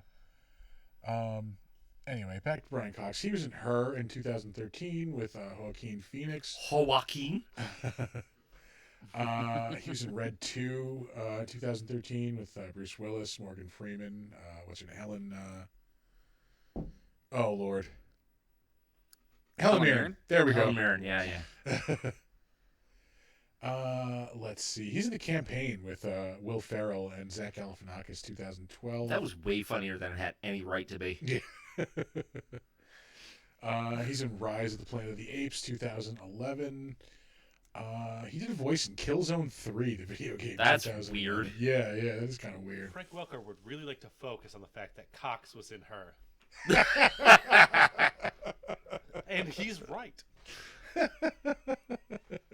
Also, I love that we all just default to calling that channel Frank Welker. So it's as though we're saying Frank Welker. Yeah, Frank The actual Welker. voice actor Frank Welker is saying this. Almost Yeah. like that Frank Welker said this. He was in Coriolanus in 2011. He was in the first Red movie, too, in 2010. Let's see. He did an episode of Doctor Who in 2009. Gross. He was in The Fantastic Mr. Fox, also in 2009. Less gross, but still. He was also in Killzone 2, 2009. He did a Scooby-Doo movie in 2008. Scooby-Doo Hell and the yeah. Samurai Sword. Now that's something Frank Welker can get behind. Of course, Trick or Treat in 2007. Same year he did Zodiac, too. He was in Oh, that. Zodiac was so good. Yeah, it was a good movie. Zodiac was great. Fucking great. He's in 9 episodes of Deadwood. I do not remember him in that series. Me neither. Yeah. It's been a while since I've watched Deadwood, but I don't Yeah, I was remember gonna say it's been a long time for me watching Deadwood. him. Yeah. You know what? Deadwood is like. That's top 5 Western stuff for me. Yeah. A massive Western Deadwood fan. is very high caliber. I would argue that's when HBO was really making truly like groundbreaking television. Yeah. You know? Yeah. Yeah. That show was so good. Yeah, late 90s, like early 2000s, like, yeah, they were just cranking out really great stuff. He's in The Ringer with Johnny Knoxville in 2005. Yeah, he was. Yeah. Was The Ringer only rated a 5.3 on IMDb? Is that what I saw? 5.8. 5.8. Criminal. Yeah. Criminal. When the fuck did we get ice cream? I say it all the time. You took my CD and you scratched it. He's in The Bourne Supremacy in 2004. I think he's in a couple of those Bourne movies. Yeah. He's in Those what movies? those Bourne Oh, movies. Bourne movies. Yeah. I thought he said boring. I thought he said porn. Not gonna lie. Brian Cox in a porn movie? Come on. Cox in porn. Yeah. All the cocks. He played Agamemnon in Troy in 2004. He's in the Manhunt video game in 2003 to voice in that. He was, of course, William Stryker in X2 in 2003. Great in that movie. Yeah. Fantastic. Yeah. Still probably the best X-Men movie. That's not a high bar. He's in Adaptation in 2002. Same year he's in The Ring, too. I don't remember him in The Ring, but it's been a while since I've seen The Ring. Oh, Jesus Christ. I don't think I've seen The Ring since I rented it on VHS. Yeah, same here. Wait, Ring 1? Yeah, he's in Yeah. The Ring. You guys haven't seen that since way back in the day? Yeah, I think when it Yeah, first it came was- out on yeah, it video, was- it was probably the last time I saw it. Pretty new when I I'm saw going to it. say this right now. I think The Ring is one of the greatest, not only reimagining, reboots, remakes ever, but it is. I mean, that is a fucking amazing horror movie. I mean, that movie rips. I do remember liking it, yeah. Yeah.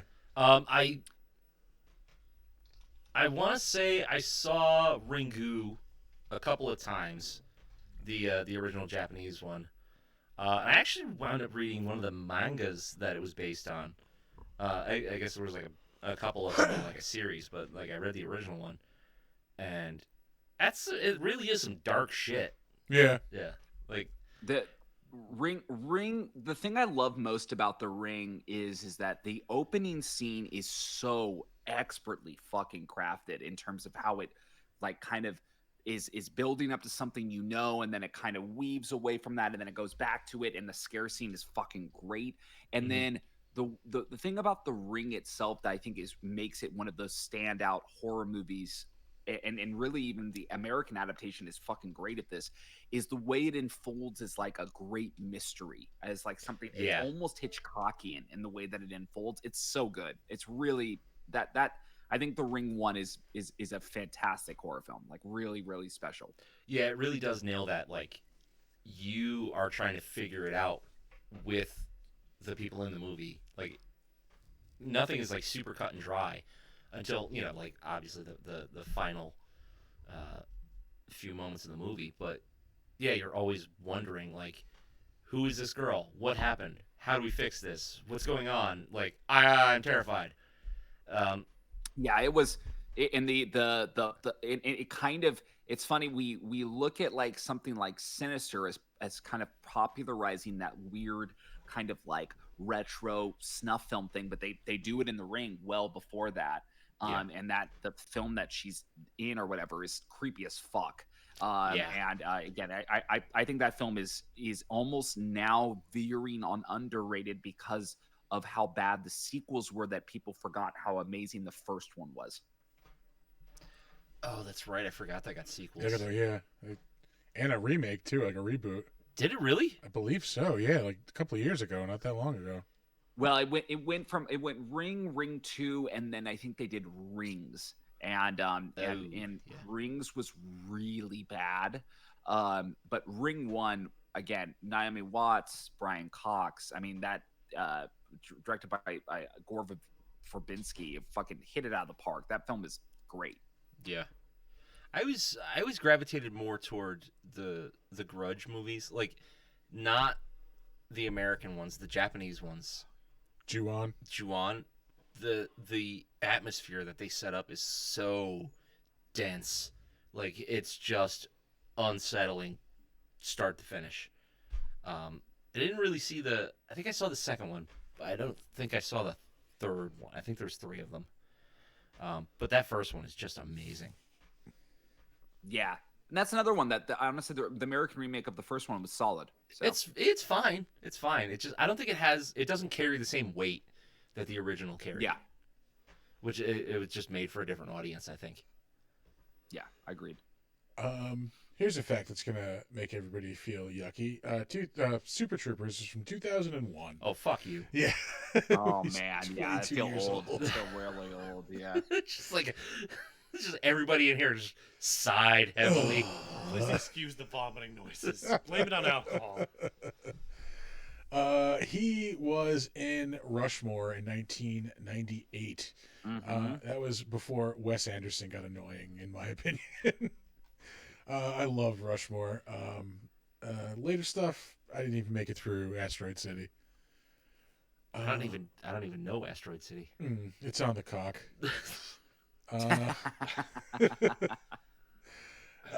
He was in The Boxer with Daniel Day-Lewis in 1997.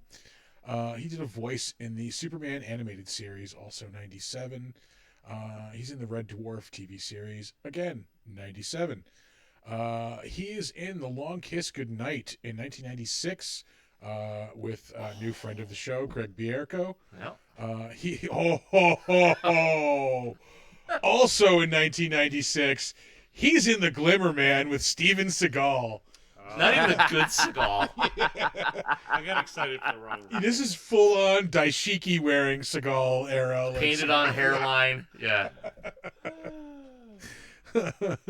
You know, like one of his most recent movies, he barely gets out of a fucking chair.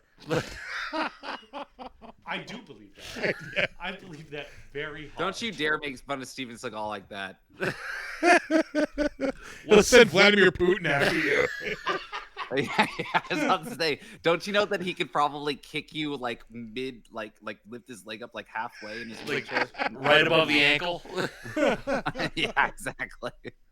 I'm not like super confident in my physical abilities. I'm pretty sure I take can take Steven Seagal Seagal. at this point. At this point, I'm pretty sure I can kick his ass. Like 6'3", 250. I think I got it. Give me like 3 or 4 PBRs in me. I fucking got this. Like, PBRs. Yeah, just a couple of old Overholt shots and a Oh, God. Yeah. like, I have a bottle of Mad Dog 2020. This will be over in 30 seconds. I got that dog in me.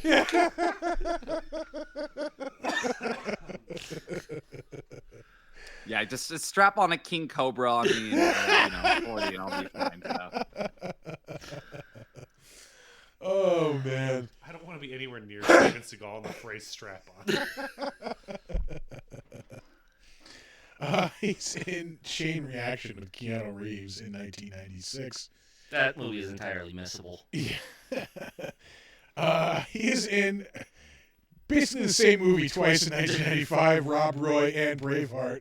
One of those is way better than the other. Yeah. Excuse me. I need a, Rob Roy with Liam Neeson. Yeah, Rob Roy has I've got a amazing big- fight choreography. Yeah. Braveheart is an amazing fucking movie. Like, that's the It difference. really is. Braveheart's good, yeah. But Liam Neeson and Rob Roy, I've got a particular set of skills, including freeing Ireland from being from English rule. Yeah. Let's see. There's a lot of Shakespeare in here. We're in the early 90s right now. Oh Jesus. Yeah, a lot of English stuff. Oh, I'm sorry. There's one very notable credit from 1986. He is the first actor to play Hannibal Lecter in Manhunter. Oh yeah, killer. Manhunter is fucking killer. I want Awesome to say movie. Frank Hooker pulled that away, though. Oh, all right. Yeah, no. Manhunter is like criminally underrated. Yeah. He knocks it out of the park as Hannibal Lecter. Yeah, That movie is arguably as good as Silence of the Lambs. 100%. I Yeah. was gonna say it would have been an interesting world to see him reprise that role in the later films, and to see. I'm not sure. I mean, Anthony Hopkins obviously an incredible actor, but he obviously broke through the mainstream in the biggest way with that film. Oh yeah. It would have been really interesting to see what would have happened with Brian Cox if he had done that role originally. So, in terms of doing the Silence of the Lambs film instead of Hopkins. So, Yeah. It would have changed a lot of the vibe of the movie. Well, you know, all the stuff that he was in anyway. Because he played it like almost like the Southern gentleman, where, you know, in Silence of the Lambs, you had this like refined, almost like posh, Yeah, attitude. upper class kind of thing. Yeah. yeah, I feel like with Hopkins' character too, there is more of an essence of the underlying kind of homosexuality with his character, and so there's like kind of like little bit of essence there, whereas I don't get that as much from Cox's version of the character. No, It would have been you an really don't. interesting juxtaposition with them too, but Manhunter again is just like you guys said, it's criminally underrated. Directs the shit out of that movie like he does most of his films, and it's so good. Yep. I just remember when they would play that on TV on used to play it on WSBK, the Boston channel, a lot. They always showed that clip of the guy in the wheelchair, Freddie Lounge, like flaming wheelchair, like rolling down yeah. the street, like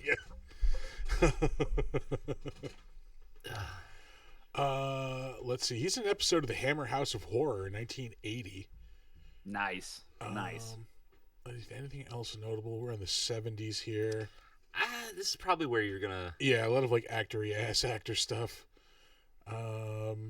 We might move. Yeah, that's pretty much it. His first role is in 1965 in a TV series called The Wednesday Play. We will move on. Next up, we have Dylan Baker, who played the sadistic serial killing principal in this movie. He looks like he would be. He plays a lot of like fucked up roles. Yeah. He's just got the face. I Yeah. don't know what it is. He's got a normal face, but you mix it with those eyes that he's got. He was. You're right on the money. It's the eyes with him. You're really right. It really is his eyes. His eyes are very blue and kind of just they're unsettling. They're almost Buscemi-esque, but a little less comedic. Yeah, I feel like Buscemi plays it more comedic. I agree with you. Recently, he was in the Amazon series Hunters. He plays an escaped like fugitive Nazi in that. As far as voice work, he's been playing Doctor Doom on the Marvel Wastelanders like series of podcasts, which is pretty cool. Wow, that's his voice. Yeah. Oh, that's great. It does not sound like him at all. Is it like No, really they do a lot of. I'm effects-laden? sure they do a lot of effects work with him. Yeah. Yeah. It's very like it's like what you think Doctor Doom would sound like. It's very kind of robotic and Sick. Yeah. That Wastelander series is so much better than it has any right to be. It's honestly very, very good. Yeah, That's yeah, one. no. Like some of the voice actors they have are crazy. Like Timothy Busfield plays like Old Man Star-Lord. Susan Sarandon plays like the Black Widow. There's plenty of other. Like Craig Bierko is Captain America. Is he really? Yeah. God damn it! Fucking Bierko getting it. Yeah. Some of the other voices on there. It's like I can look it up. I I haven't actually listened to any of the Marvel podcasts. Chris Elliott is Rocket Raccoon. That's right. Oh wow, Yeah. I love Chris Elliott. It's perfect casting for him. Yeah, that's great. Yeah. Yeah, I mean, like I've always wanted to, like, going all the way back to like when they released like the first one, was it the Wolverine story that they did in podcast form? Yeah, I think so. Yeah. I just never got around to them. I just recently found they did a Riddler based one for DC. Oh, really? I just found that. Yeah, yesterday. they did Batman Unmasked, and now they're doing the Riddler one. They did a Harley Quinn one too. Yeah. Or they're doing one. And, Yeah, the Batman stuff was really good. I And need they to did, listen to this Doom Wastelander series. This cast is insane. Keith David as Keith David plays the Kingpin. You have Hamish Linklater as Sandman. He was the priest in Midnight Mass. Yeah. Kristen Johnson is She-Hulk. John Hawkes from fucking Deadwood is Claw. Dylan Baker, of course, is Doctor Doom. I love that his IMDb page photo is him doing his best Sean Penn. You look up John Hawkes on IMDb, you'd swear that you're looking at Sean Penn. It's like Sean Penn circa 1995. Mm-hmm. And he had the mustache and little triangle goatee. Well, and I was going to say too with Dylan Baker. I know you're going to get to this. I would have killed to see Dylan Baker play an actual lizard in Spider-Man. Yes, yeah, to play the lizard. And I'm like, he was fantastic as Kurt Connors, and I would have loved to see him actually turn into the lizard at some point. And you know, if Raimi didn't have his bullshit interference from Sony, we might have actually gotten that movie for the third one. So You fourth mean one. Sony ham-fisted and fucked up something? What? yeah, exactly. They were so close to making that they already plotted filming. They were going to film it around here, like a lot of it. Why are studios like filming around here so often now? Is it just because like nobody else has before? Parts of it look like New York City, like parts of Albany. Yeah. And the tax credits. So That too, yeah. Oh yeah, there was a big thing about that, wasn't there? Anyway, back to the credits here. We're on Dylan Baker. He was in the Elementary TV series. That was 2018. The Good Fight. He played Johnny Carson, and I'm Dying Up Here on Showtime. 5 episodes, 2017 through 18. It shows up on Last Week Tonight with John Oliver. Second time tonight that shows up. He's killing the CBS series, The Good Wife, The Mentalist. Looks like he did some NBC work for a while. Chicago PD, Chicago Fire. Oh, the Chicagos. Yeah. He's in Anchorman 2 in 2013. I still don't want to see that. It's funny. The first one was perfect. Anchorman. Well, are we talking about Anchorman 2? Yeah. Anchorman 2 is the perfect assimilation of more is not always better. That's really that sums up the film. It's one of those movies that when it hits good, and when it doesn't, it really is not funny at all. And Everybody I talk to says it's just a vehicle to get to the second fight. And it's not. That's not a terrible way of looking at it. Yeah, that's actually pretty true. Never thought of that. Just to make that fight joke a second time. Yeah, I'm good. Fuck yeah, that tracks. That hurts me. Yeah. Well, that's what I'm here to do. He is in Revolutionary Road in 2008 with Kate Winslet and Leonardo DiCaprio too, I think, isn't it? Mm-hmm. Yeah. Let's see. Back to Dylan Baker. He's in an episode of Monk, Law and Order: Criminal Intent. He's in that horrible fucking musical Across the Universe. I don't know why you hold such a grudge against Across the Universe. Don't It's like it. really not a bad movie. Don't want it. Don't need it. We mentioned he plays Dr. Kurt Connors in Spider-Man 3. I think he shows up maybe like for a minute in the second one too, but Yeah. it's neither here nor there. Yeah, there he is, Spider-Man 2. Yeah. Shows up in The West Wing for an episode as well. He's in The Road to Perdition in 2002. That's a really a good-ass good movie. movie. I haven't seen in a long time. I love that movie. That movie's great. Yeah. He's in Original Flavor CSI 2001. He's in Along Came a Spider in 2001 also. Those were those Alex Cross like thriller movies. Yeah. Kiss the Girls and Along Came a Spider. Yeah, even if you don't like look at specific character stuff, like the late 90s, early 2000s were a really good time for crime dramas. Yeah. Yeah, I could see that. He is in The Cell in the year 2000. Ah, fucking underrated. Great movie. Yeah, it really is. I have to rewatch that. I have to give that a second chance. The aesthetics in that film alone are just so awesome to watch. And even though Jennifer Lopez is probably the weakest link of the movie, Vincent D'Onofrio is so unhingedly awesome in that movie. Yeah, he really is. Like, The Cell is criminally underrated, but it's also a little bit of a case of weird for the sake of weird. Yeah, that's what kills me on it. Mm-hmm. But you can get past that. Like, the visuals are stunning, like you said. Like, there's some just like insane shit that you're never gonna see in any other movie. Yeah. And it's so uncomfortable through the whole thing. It's just mwah. Yeah, and again, D'Onofrio, who I think is one of our most underrated actors who has really worked on so much mainstream stuff. I love, by far my favorite ever Law and Order was Criminal Intent, and I loved him in Criminal Intent. Mm-hmm. But him in The Cell, I mean, him in Daredevil, him in his Kingpin was so good. Yeah. I mean, it is perfection. I mean, like anything, I was like, when they announced that casting, I go, oh, that's a fucking slam dunk. Like, it's absolute perfect casting. Yep.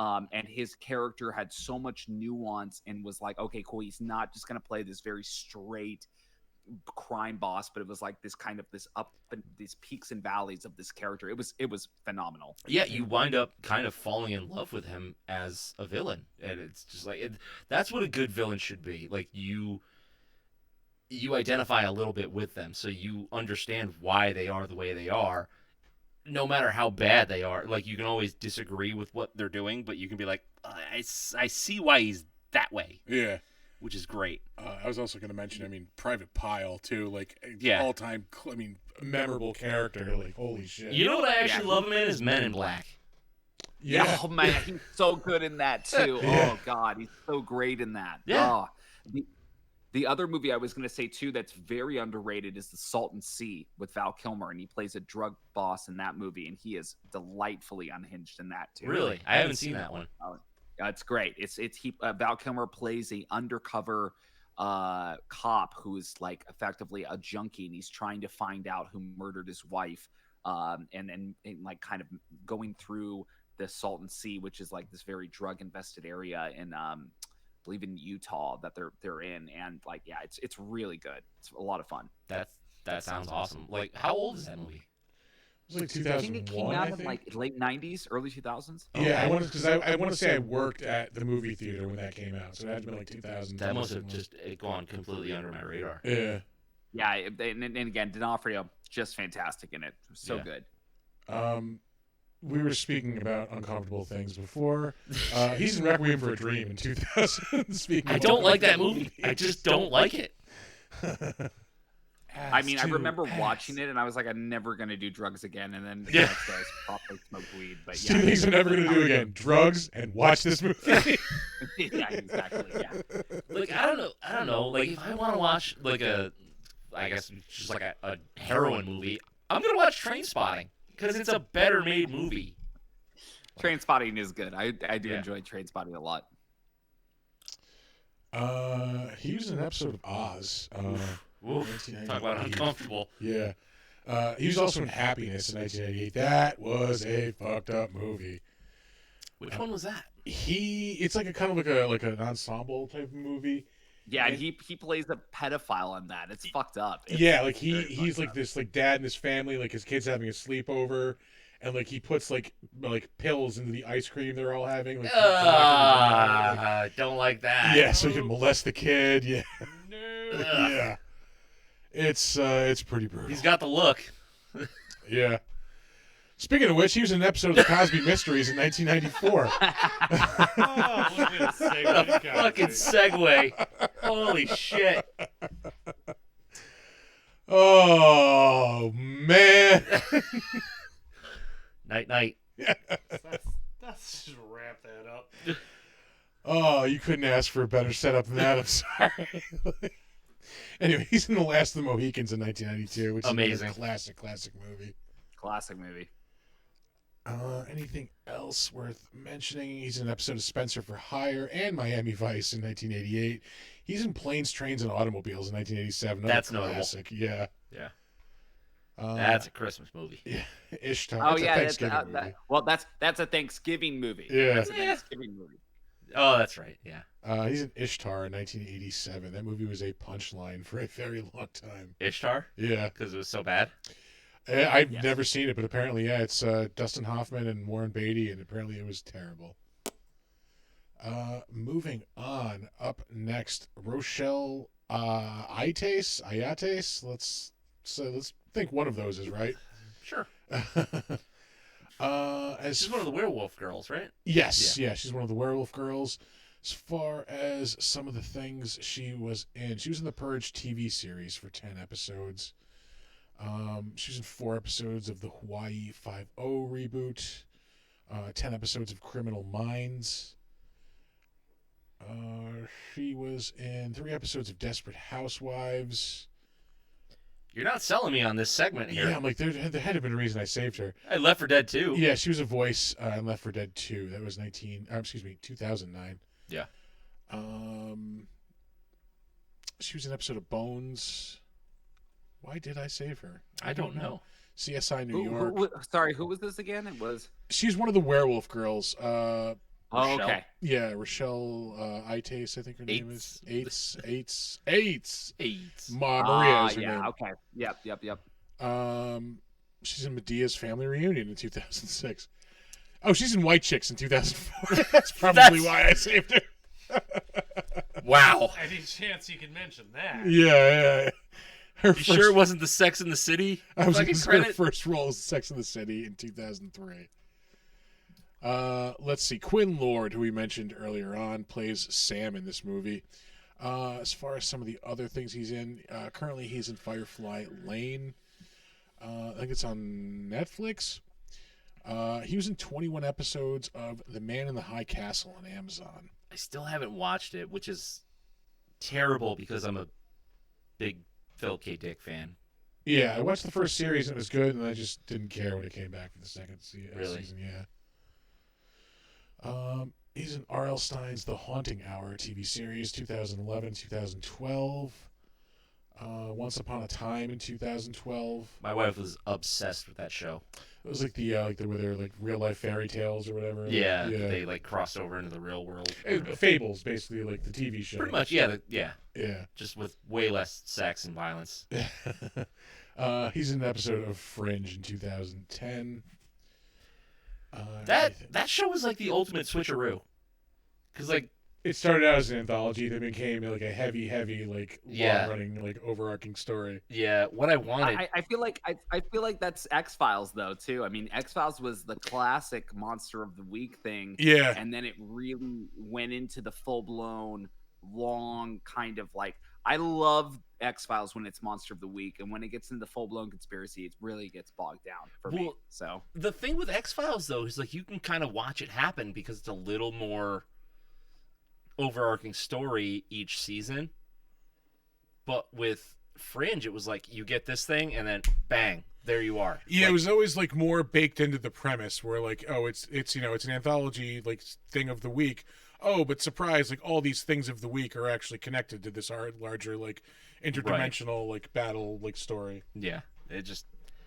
It started off as what I wanted and turned into what I didn't want. I still loved it. I loved that show. I've been meaning to Super rewatch high it. quality. Like I don't want Yeah. to take anything away from it that Yeah, way. now the quality of Fringe is very high. It's just like the quality with X-Files. I mean, honestly, the quality of X-Files for the first 4 to 6 seasons, it's high. It's really Yeah. high. Yep. I think it fell off in the fucking Robert Patrick years.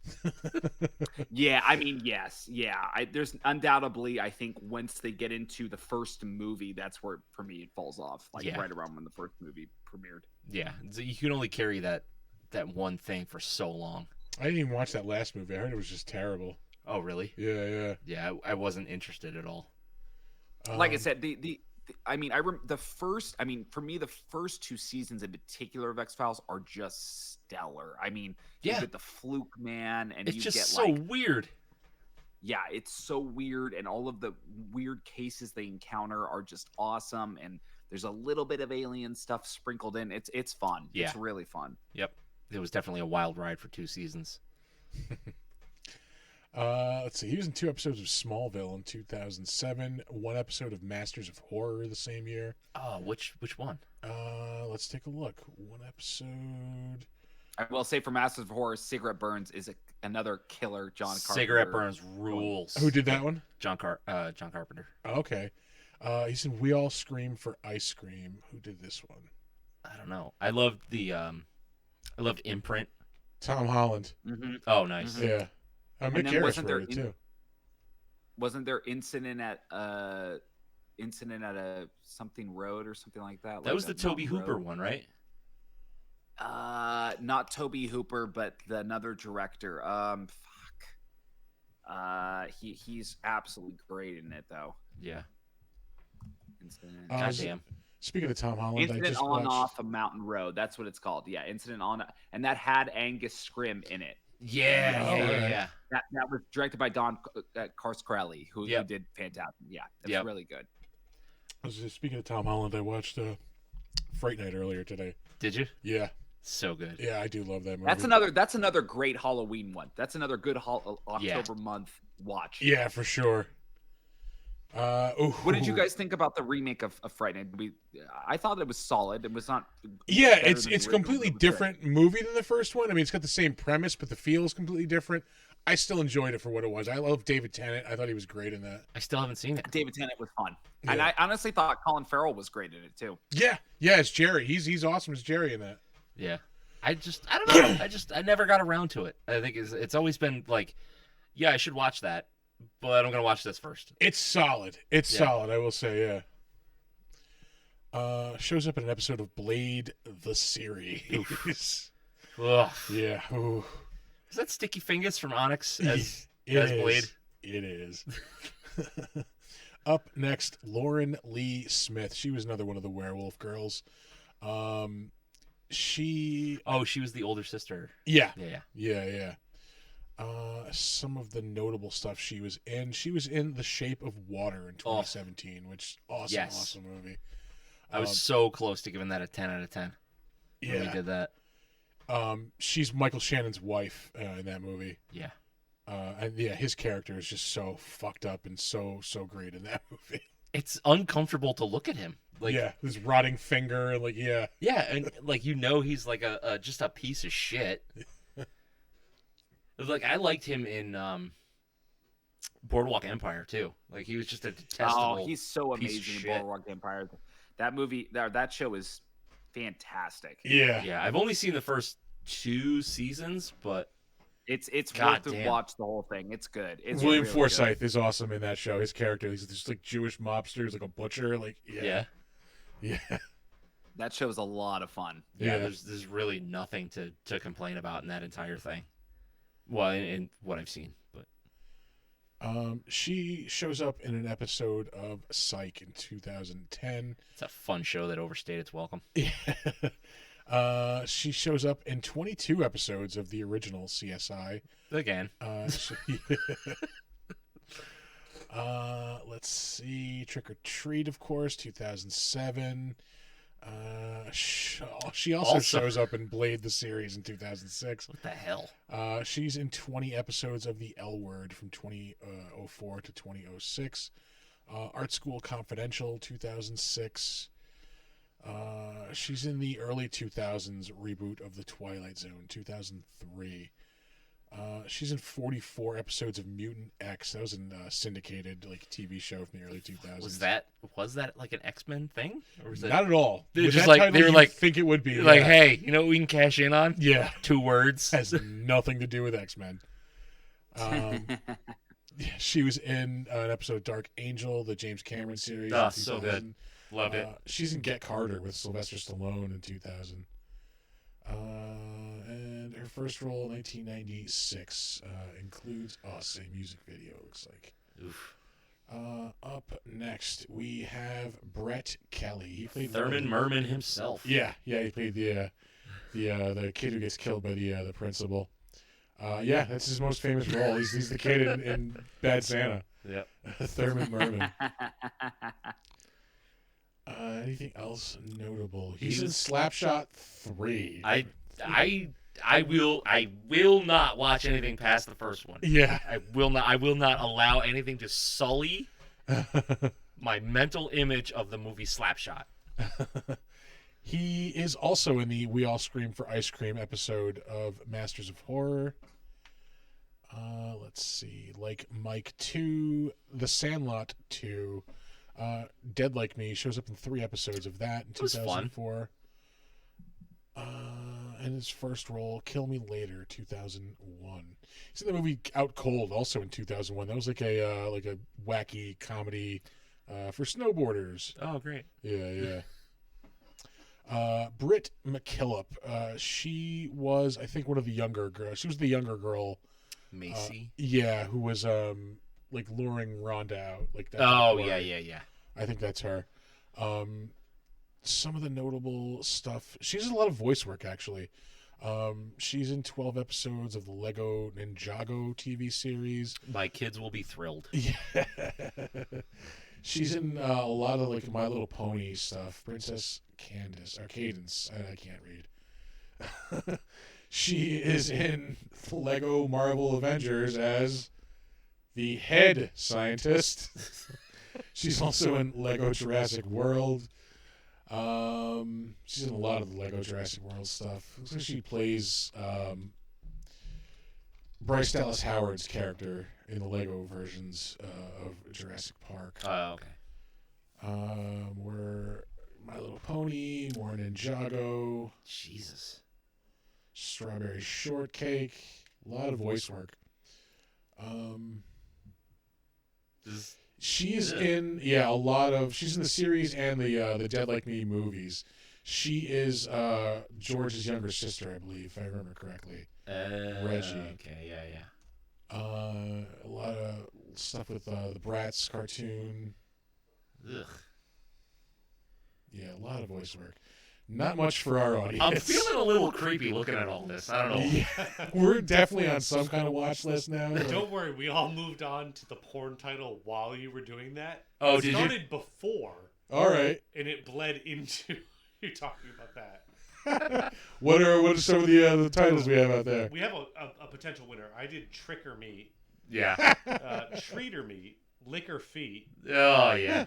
Tug My Meat, and then we have the potential winner here, Dick or Treat. Oh, yeah. Yeah. Yep. That's the one. Dick or Treat.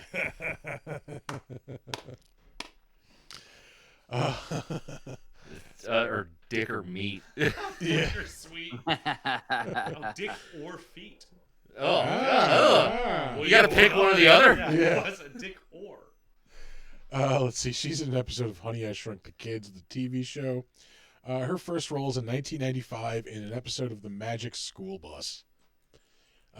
Last up, Leslie Bibb, who plays the girl who gets killed right at the beginning of the movie. I forget her name off the top of my head. But she is in a lot of stuff. She's had a great career too. Yeah, for sure. She did some voice work in Robot Chicken recently. I'm shocked that Robot Chicken is still going. I think it finally just finished up recently. Yeah. Jesus Christ. She About is a time. recurring role in the Marvel Cinematic Universe.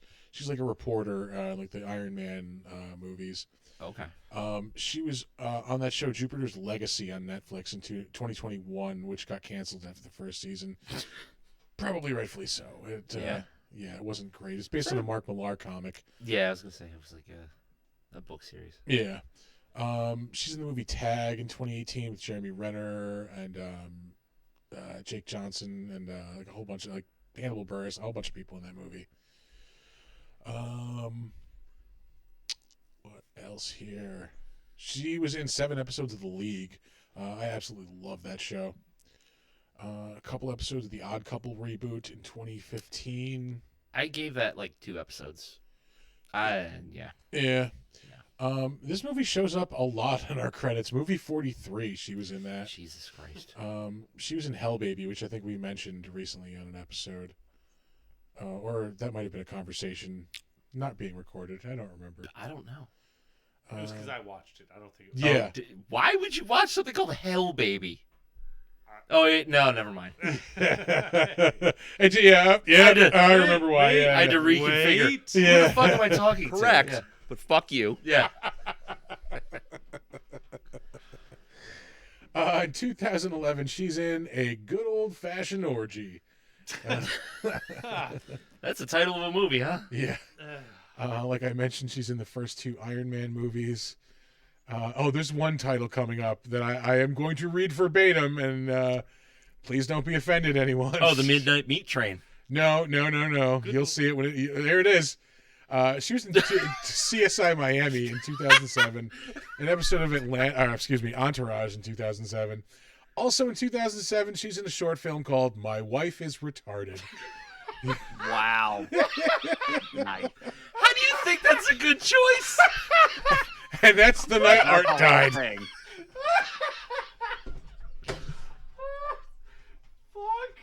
Are you gonna make it? I think we're about to be down a producer.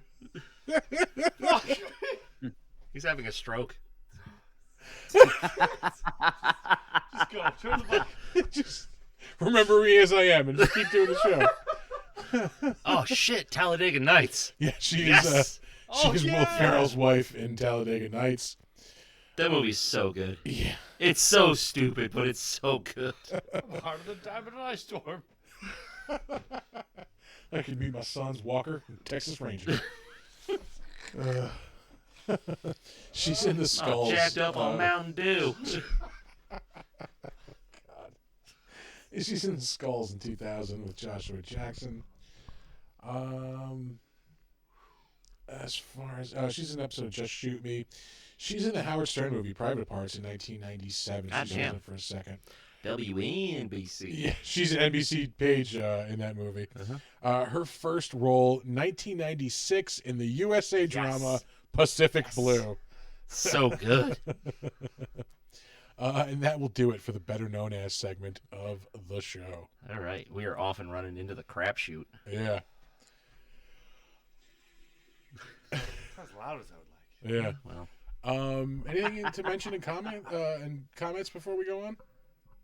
No, that's just him and the Frank Welker Yeah. guys. we Just going we ham. just did porn stuff for a while, and then I died for a bit there. Did some porn stuff, huh? Yeah. Ryan stepped away for a second, but I was gonna ask him about the podcast. Well, it's fine. It gives me an opportunity to go take a leak. Oh, you want to do a be right back? Or no, we'll lose the. Yeah, just It's not worth it. Yeah, Fuck we'll 'em. lose the thing. time for an episode of the Chris Show. It is that episode of the Chris Show, ladies and gentlemen. The show that only happens when Chris is. Oh, Ryan's back, and that's this episode of the Chris Show. Yeah. I was about to start talking too. Nick also got up for a second. Yeah, no, we'll. This is the part where we kind of just talk about what we want. I was going to ask about the show, the podcast. Oh, thanks, man. Yeah, I mean, we were talking about Tales from the Crypt before. That's obviously a pretty big influence. But how did you go about getting into it? What made you kind of want to develop a an audio drama? Yeah, I right before the pandemic, the idea was I wanted to do shorts that were anthology based, and Quibi was coming out at that time. Everybody was like, "Oh, this short style is going to be a big thing." Obviously, pandemic happens, Quibi goes under. Yeah. people are like, this is not gonna work. And I was like, okay, we had produced 3 of these shorts of at that time. Me too. They were called Welcome to the Horror Show. And it was this idea of doing kind of like short anthology-based segments, kind of like Tales from the Crypt. And they would be like, 8 to 12 minutes. And we produced 3 of them. One was called Ping, which I wrote and directed, which was like about an Uber driver who ends up picking up like a ghost passenger. And then my partner at the time, Grace, wrote and directed. She wrote and directed one called Turkey Slay, and that was kind of found footage. And then the last one was called La Calavera, which was kind of a Hispanic kind of Christmas horror tale. And when that didn't really go, anywhere, I ended up getting involved in Clubhouse when that was a thing in about 2020, 2021. And that was an audio based only app where you could talk to people. And I ended up getting on there at kind of the beginning, and I partnered up with a buddy of mine, and we ended up doing live table reads. So we did live table reads of Scream with Tori Spelling, Josh Rubin, Noah Segan. Other people were involved with me on that, which was super fun. We ended up doing another one after that called Get Out, which Sade Sellers helped me produce, and she helps produce the podcast. We actually had Monkey Paw listen in on that, and they loved it, which was super fun. And then we ended up doing Friday the 13th on Friday the 13th with Kelly Maroney and Christina Klebe and some other great actors. I'm actually interviewing her in a couple weeks, actually, at a con in November. She's fantastic, man. Absolutely wonderful. Love her. For me, when I got into audio, I was like, well, it's way cheaper to do my short films as audio plays rather than just go out and film them.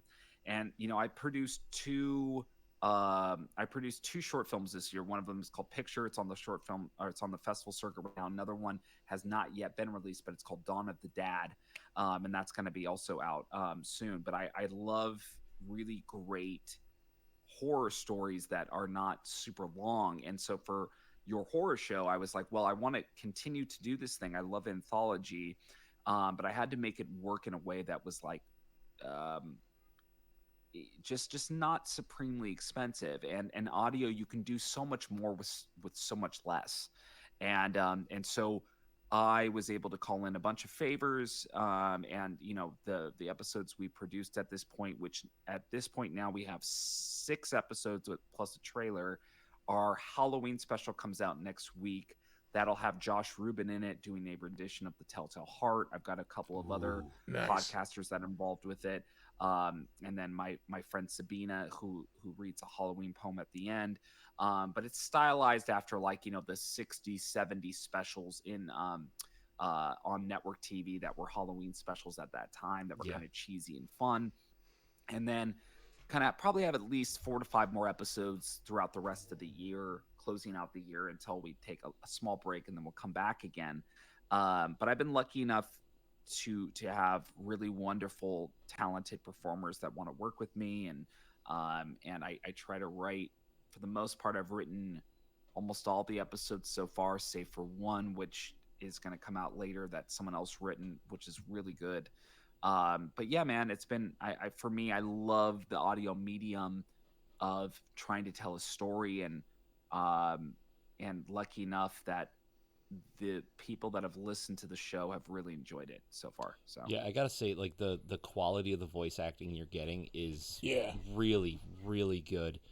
And the Foley work and the music, like everything just works. It clicks. Everything is just like, it's atmosphere at 10.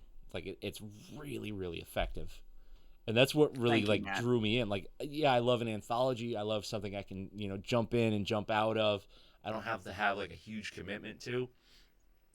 And then for the quality of that to be super high, just is remarkable, because you have to have, you have to find people that are good for every episode. I don't know how many holdovers you have, episode to episode, but it always sounds like you have fresh voices and everybody is really, really putting in the work.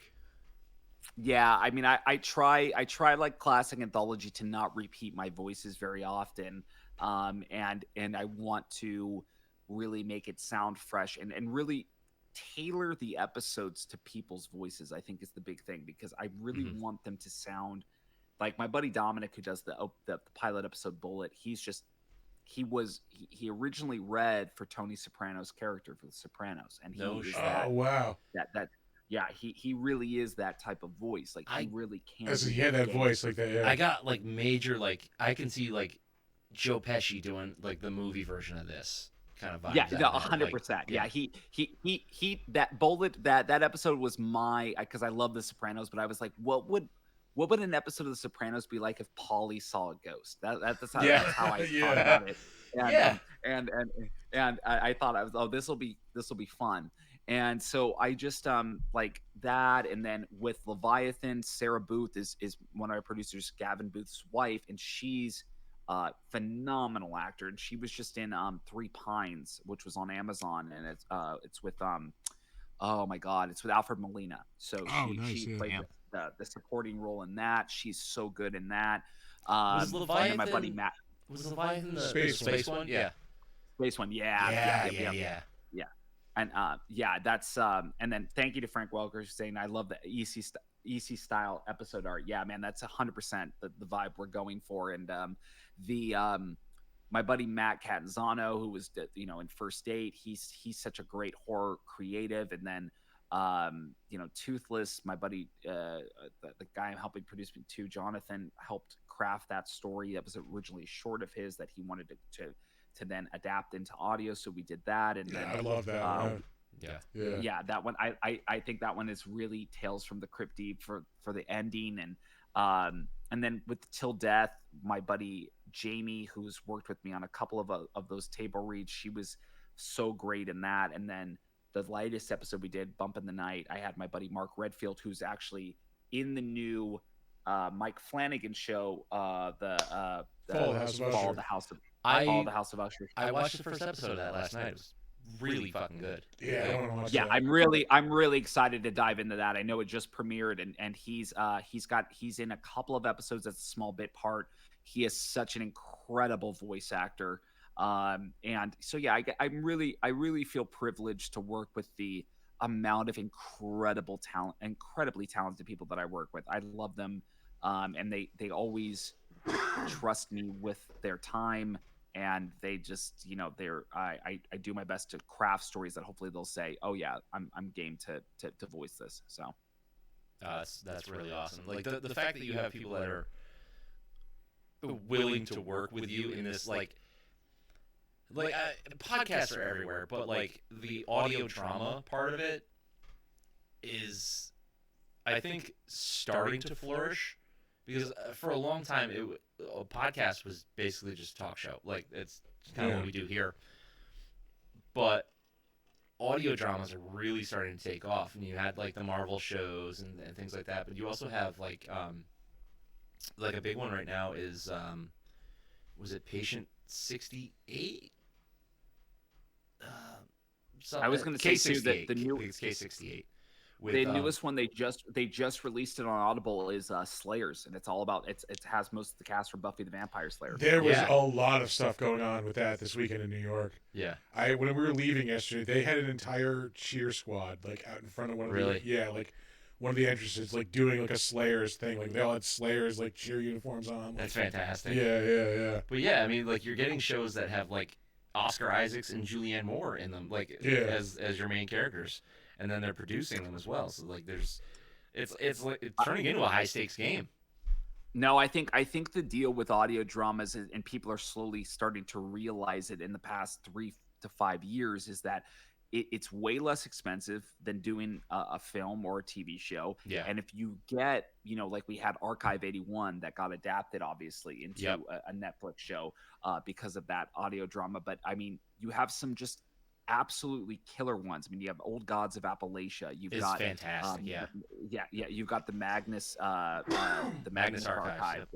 Yep. I mean, there's some audio dramas that are legitimately hugely popular things and entities, and for me, I just look at like while I love what No Sleep does as like kind of its own kind of anthology thing, Mhm. I felt like there was a big void of like not getting my type of anthology, which is I want a Tales from the Crypt, I want a host, I want like the kind of the really deranged, fucked up black humor mixed in with like really solid acting, mixed in with like really solid storytelling.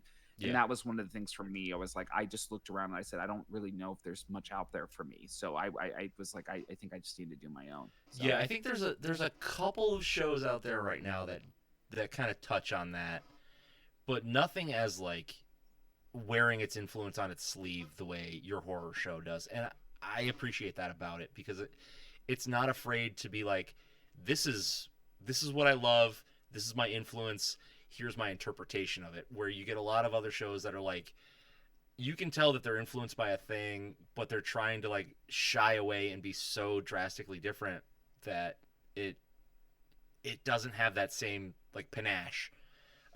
So you're looking for that nostalgia hit, and you get that with your horror show. If you're a giant Tales from the Crypt fan, or Tales from the Dark Side, or the Creep Show stuff, like there's that level. I'm using this word as respectfully as I can. There's a level of cheese that goes along with it that really is in the DNA of the source material and the inspiration, and it comes through in like a really fantastic way. I couldn't agree more. I mean, and I take zero offense to that. I believe me when I say I like to. I don't.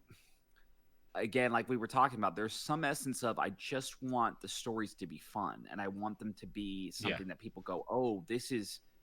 I enjoy listening to this, and I can totally tell where the influence is coming from, and I understand where you're going with this, and I don't.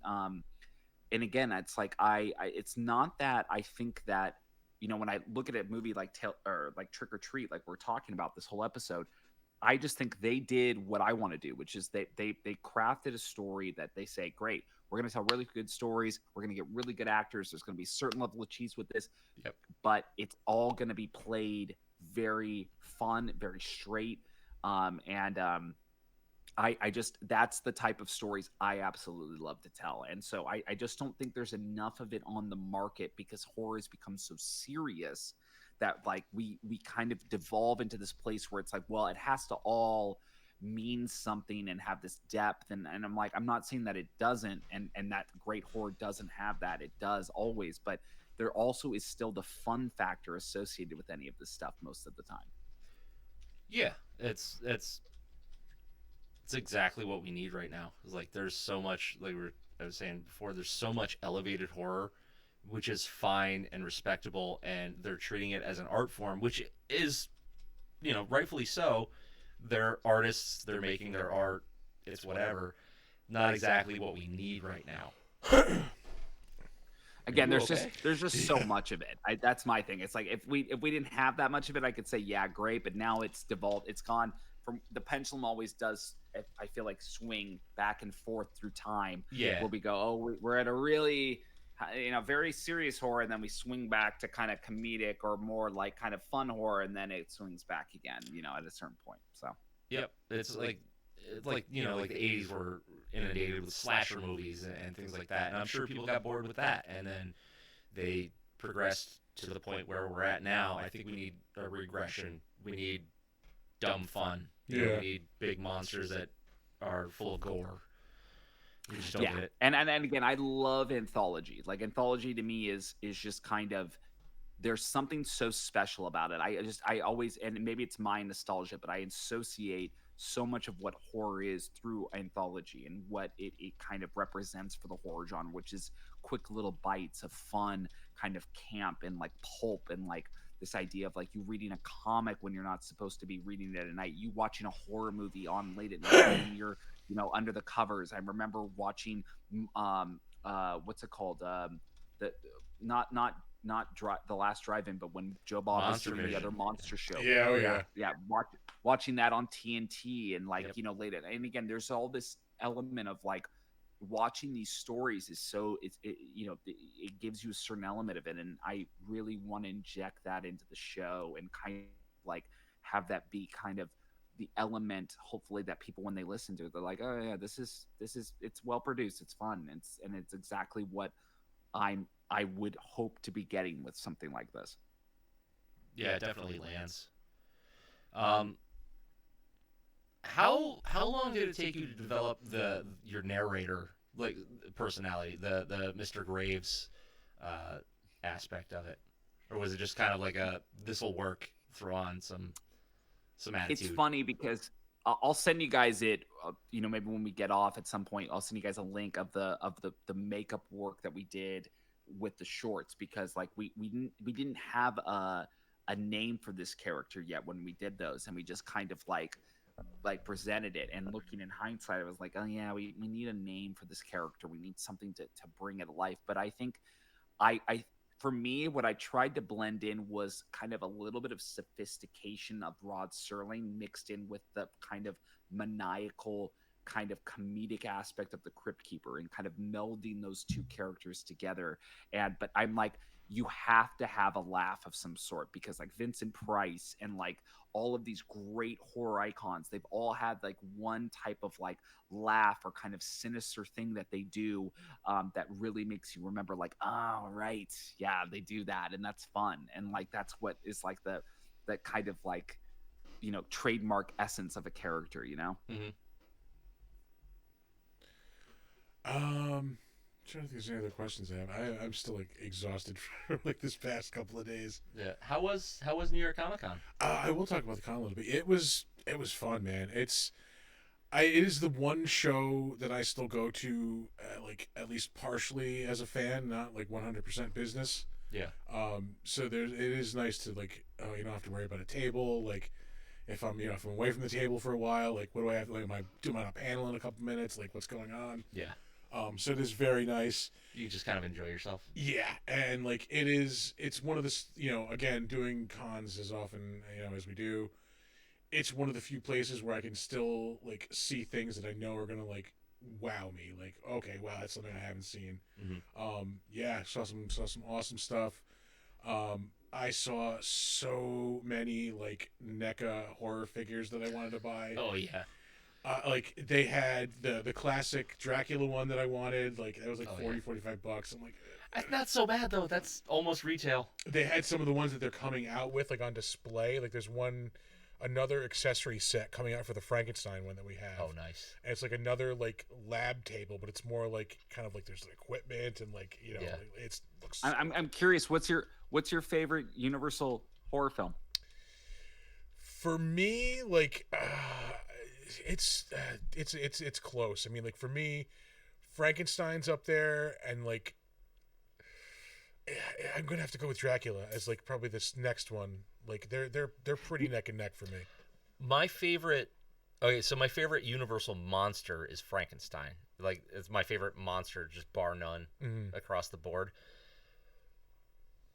I will say that Bride of Frankenstein is a better film than Frankenstein. Yeah, I could see that. 100%. 100%.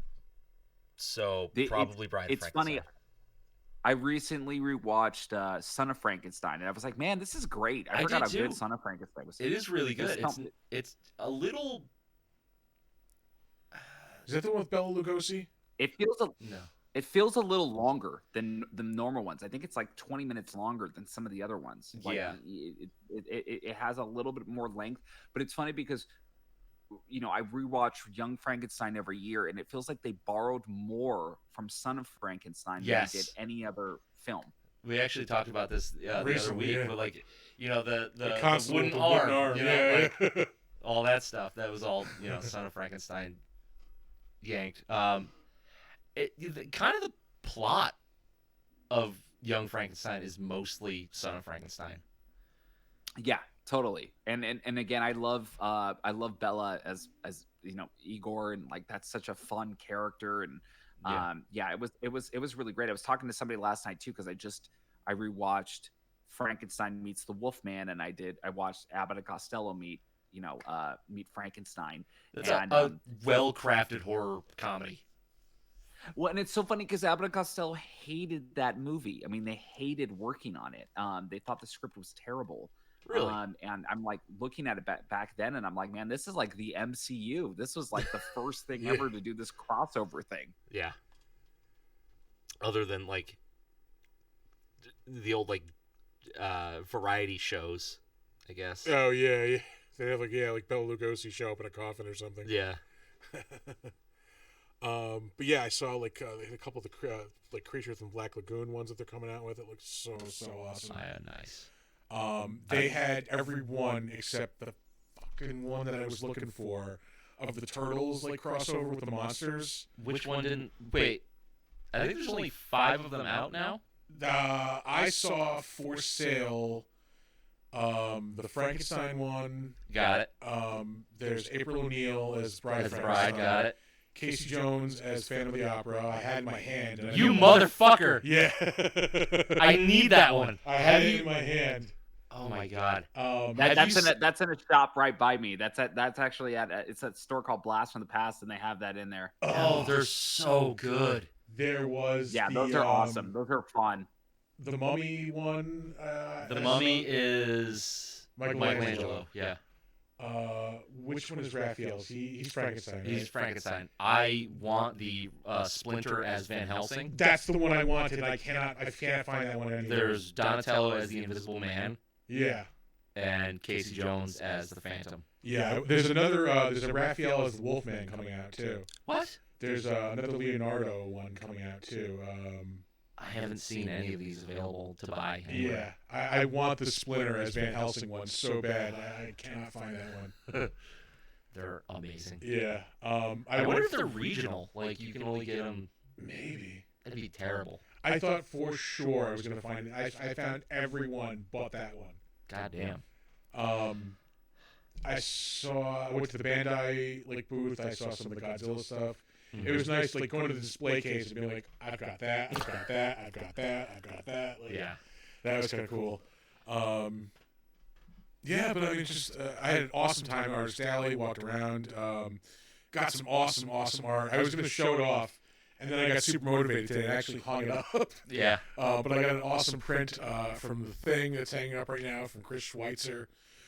I got an awesome Ninja Turtles print from Jim Mafood, who is one of my all-time favorite artists. Yeah. There's also some other prints we got like a week or two ago. There's a punk rock flea market up here. We got 2 prints from Raymond Lowell. That's the King Kong and the Tentacles one, and then the Little Shop of Horror one there. Yep. Yeah, no, lots of awesome stuff at the con. Lots of awesome artists. I'm just exhausted. It's so exhausted. Yeah. Yeah, looking forward to next year already. Being a California guy, have you gone to San Diego Comic-Con? I went to it back when the first Spider-Man film was released, which was what I believe 2002, 2003. Yeah, like 2002, I believe. Yeah.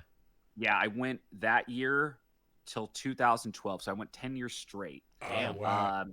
To that, and I saw the evolution of that con from it being all about comics, which was effectively when I first went to effectively getting more and more corporate studio kind of thing. Yeah, they basically become just pop culture cons. Basically becoming pop culture con. Then I kind of stopped going. I didn't go as much. But I loved going to those when it did happen. I went a lot, but now I live in Burbank. I mean, I live right across the street from Warner Brothers, and so this whole area is just filled with Halloween awesomeness. And so there's plenty of great stores. We have the Mystic Museum, we've got Slashback Video, we've got Blast from the Past, which has tons and tons of Halloween just trinkets, toys, awesome horror shit. Yeah. And I love living in this city. It is just the best when it comes to horror. Like for real, like Slashback Video is one of the reasons I want to go back to Los Angeles. I haven't been in so long. Universal Horror Nights, awesome. Like I would love to go to that. Yeah, we just went to Universal Horror Nights. I will say this year was pretty weak. Unfortunately, I thought in terms of its overall amazingness. I did go to an immersive haunt that my buddy JP Aulette helped produce, which was called Angel of Light, and that was at the Los Angeles Theater, and that was like an hour-long walkthrough, and it was so much fun, so awesome. So That sounds rad. I've never been. I'm just stuck in podunk parts of New York. We'll get there. We'll get there, man. We'll get there. It's worth coming out, man, to do a week. And yeah, and Frank, I see Frank Welker's Dark Delicacies. Yep, I love Dark Delicacies. And he's like, and Larry's Chili Dogs. Yeah, Larry's is right there. It's always closed at like 2:00. But I'm a Pink's yeah, fan. Dark Delicacies sounds like a place where you get a goth themed sandwich. That's it's all goth themed stuff. But yeah, there's no sandwiches, unfortunately. One of them we called like the I don't want to go. Like the Grubin or something like that, like a goth Reuben sandwich or something.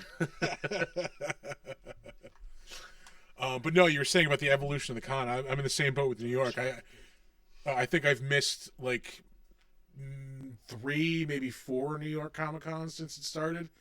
And it started as like this show that took up like a corner of the Javits Center to now taking up the entire Javits Center and like parts of the city, like moving outward. Like it's just this thing that's just swallowing up a good portion of New York every year. And it's so much fun.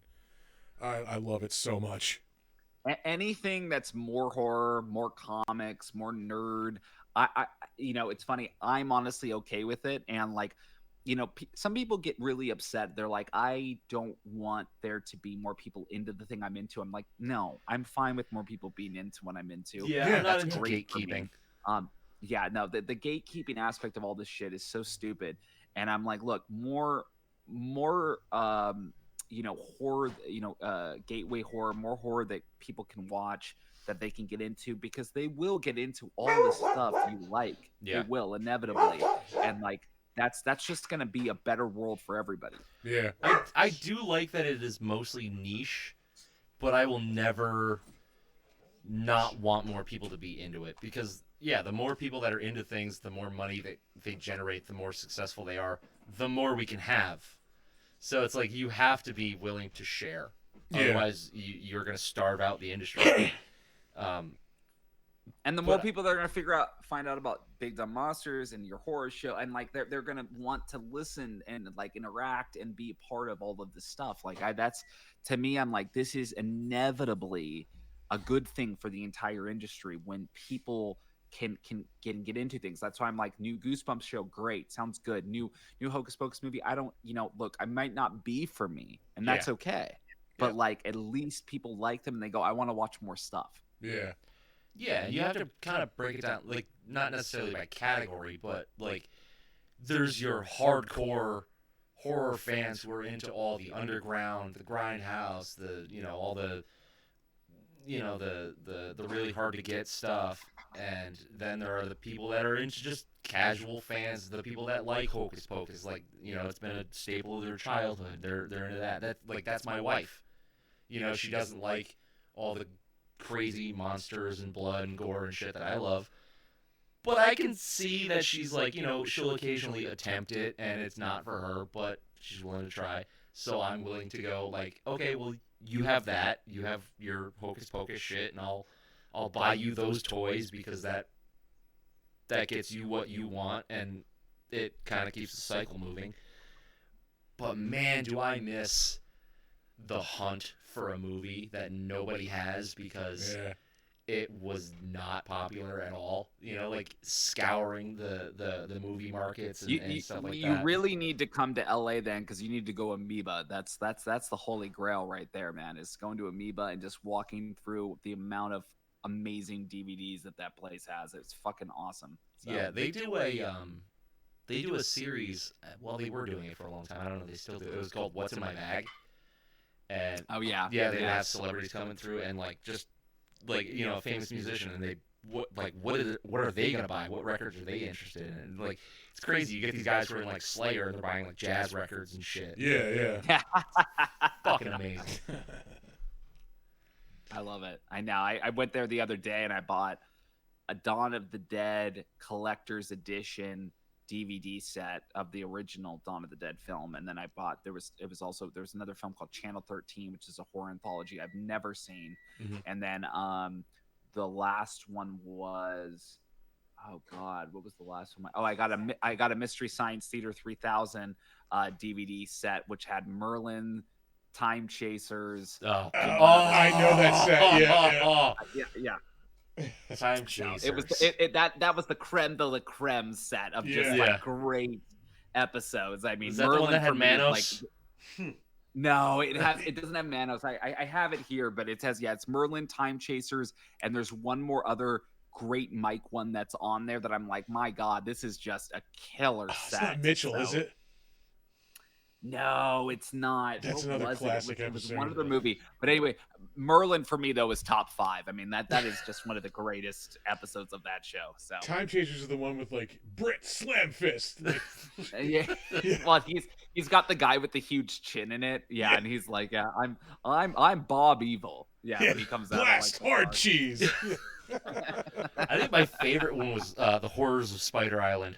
Yeah. Because every time one of the I love women that would one. show up, it was like the horrors of Spider Island. My ultimate favorite episode of that show though, and I'm so glad we can talk about this because I will always talk about it, is the Undead, the Roger Corman film that they do. Yeah. And it is fucking terrible. It makes no sense. But the end of the show has like the best skit ever where it's Bobo like making himself a sandwich, and he's like talking to himself as he's putting on like copious amounts of mayo and like all this little gross shit on his sandwich. And at the very end, he's like thinks that this is roast beef, but it's really Brain Guy's head, and so he starts chopping it. And then the Brain Guy, you can hear him like like in the background, like hurting. It's hilarious, and I laugh. I every time I take an edible, I watch that episode and I just cackle. So yeah, it's great. God damn it. Oh. That show was so good. Yeah, they were like. Oh yeah. I was gonna say, because of the I was Mitchell gonna say, episodes. There was gonna say I love years where we I would love just the new reference season that they did. The new What's that? season that they did of it was great. The new season that they did of it was great. Yeah. I liked it. Yeah. Yeah. It was good. Yeah. It was missing a little bit of the charm, I think, because it didn't feel like a public access television show anymore. But the writing was episode great. I loved was when they did Munchie. I loved Munchie. I Yes. thought that one was fucking great. Yeah, I yeah. mean, just that's a horrible movie. I mean, god awful. Yeah. So. God damn it. We've been talking for just about 2.5 hours, so it's probably a good place to wrap this up. Hasn't felt like that. No, it just blew by. Yeah, like thank you so much for stopping by and talking with us, man. We Are you really kidding me, appreciate man? This was great. You guys are awesome. This was so much fun. I absolutely love chatting it up about this, and thank you so much for just supporting the show and listening to the show. It really means a lot. Yeah, thank you for being on. We would love to have you back again. Let's do it. This has been like the most fun. it. Tell everybody where they can get the show, where they can get at you on social media and all that. 100%. Yeah, Your Horror Show is on all podcast platforms right now. So Spotify, Apple, Podcast Addict, Overcast, wherever you get your show. We currently have 6 episodes out. I'm sure by the time this episode releases, we'll have our 7th episode out this week, our Halloween special. And then, we'll have at least probably 3 to 5 more episodes out this year before we take a little break and then get back into it again. So Excellent. Awesome. Let's give our socials. All right, we will give our socials. Our website is www.bigdumbmonsterspodcast.com, but if you're way too lazy for that, it's also www.bigdumbmonsters.com. Our TV turned off. Weird.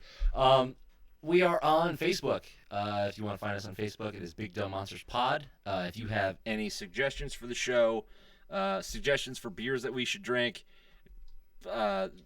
guests that you would like to see on the show, you go ahead and email us at bigdumbmonsters@gmail.com. Let's see, what else do we have? We are on Slasher, the all horror social network. It's a great place to be. We are Big Dumb Monsters Podcast. You can find us on Steam occasionally. Sometimes we play video games on there. Big Dumb Monsters. And you can find us on Instagram. I'll take it from there. Yeah, that's my last one. Yeah. You can find us on Instagram and Threads at big_dumb_monsters.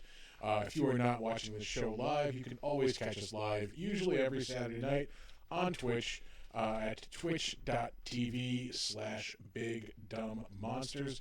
You can also check us out on YouTube at Big Dumb Monsters. Be sure to like some videos, come subscribe to the channel. You can also stop by our merch store on TeePublic. Stop by the Big Dumb Monsters store. And that's going to do it for our socials. Yeah, we will leave you with our weekly words of wisdom. Do not let ghoulies eat your ass. And never sleep in the deathbed. Bye-bye.